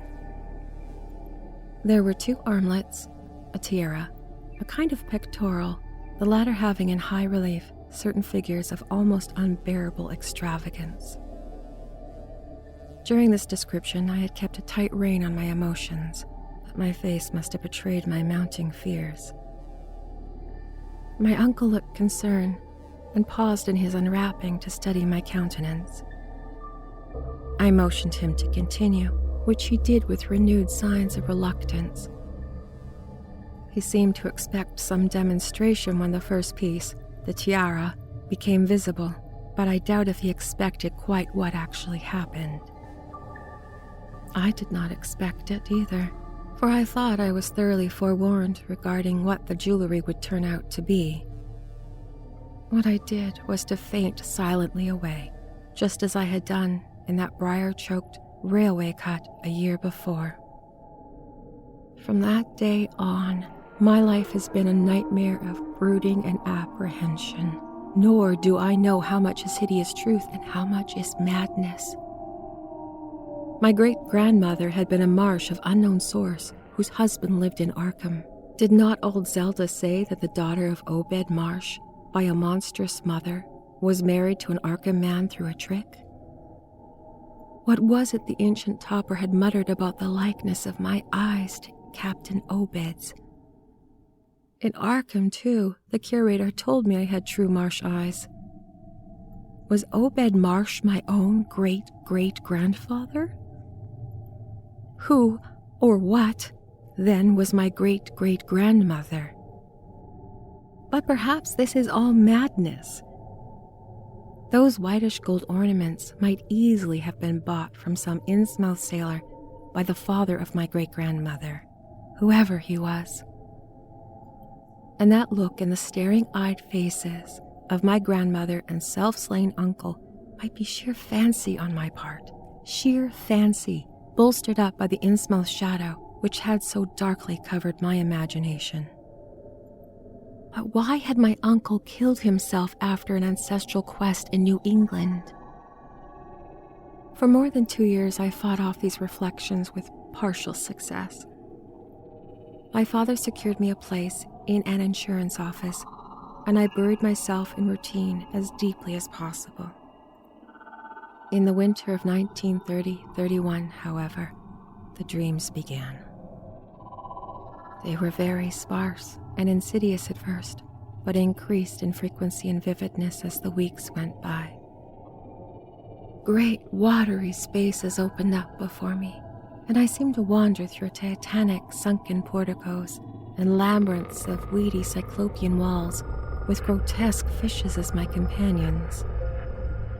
Then, the other shapes began to appear, filling me with nameless horror the moment I woke. But during the dreams, they did not horrify me at all. I was one with them, wearing their inhuman trappings, treading their aqueous ways, and praying monstrously at their evil sea-bottom temples. There was much more I could remember, but even what I remembered each morning would be enough to stamp me as a mad woman or a genius if I ever dared to write it down. Some frightful influence, I felt, was seeking gradually to drag me out of the sane world of wholesome life into unnameable abysses of blackness and alienage, and the process told heavily on me. My health and appearance grew steadily worse, until finally I was forced to give up my position and adopt the static, secluded life of an invalid. Some odd, nervous affliction had me in its grip, and I found myself at times unable to shut my eyes. It was then I began to study the mirror with mounting alarm. The slow ravages of the disease were not pleasant to watch, but in my case there was something subtler and more puzzling in the background. My father seemed to notice it too, for he began to look at me curiously and almost affrightedly. What was taking place in me? Could it be that I was coming to resemble my grandmother and Uncle Douglas? One night I had a frightful dream in which I met my grandmother under the sea.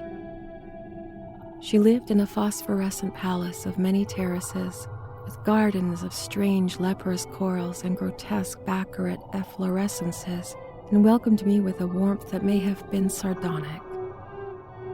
She had changed, as those who take to the water change, and told me that she had never died. Instead, she had gone to a spot her dead son had learned about, and had leaped to the realm of those wonders, destined for him as well, he had spurned with a smoking pistol. This was to be my realm too. I could not escape it. I would never die, but would live with those who had lived since before man walked the earth. I met also that which had been her grandmother. For 80,000 years, Bethala Lee had lived in Ya Nethli, and thither she had gone back after Obed Marsh was dead. Ya Nethli was not destroyed when the upper earthmen shot death into the sea. It was hurt, but not destroyed. The deep old ones could never be destroyed, even though the Paleogenian magic of the forgotten old ones might sometimes check them.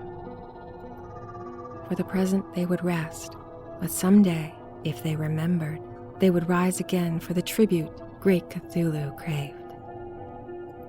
It would be a city greater than Innsmouth next. They had planned to spread and had brought up that which would help them, but now they must wait once more. For bringing the upper earth's men's death, I must do a penance, but that it would not be heavy. It was a dream in which I saw a Shoggoth for the first time, and the sight sent me awake in a frenzy of screaming. That morning the mirror definitely told me I had acquired the Innsmouth look. So far I have not shot myself as my Uncle Douglas did. I bought an automatic and almost took the step, but certain dreams deterred me. The tense extremes of horror are lessening, and I feel queerly drawn toward the unknown sea deeps instead of fearing them. I hear and do strange things in sleep, and awake with a kind of exaltation instead of terror. I do not believe I need to wait for the full change as most have waited. If I did, my father would probably shut me up in a sanitarium as my poor little cousin is shut up. Stupendous and unheard of splendors await me below, and I shall seek them soon. Ya Rillier, Cthulhu, Fagin, ya, ya. No, I shall not shoot myself. I cannot be made to shoot myself. I shall plan my cousin's escape from that Canton madhouse, and together we shall go to the marvel-shadowed Innsmouth. We shall swim out to that brooding reef in the sea, and dive down through black abysses of cyclopean, many-columned Janus Lee, and in that lair of the deep ones, we shall dwell amidst wonder and glory forever.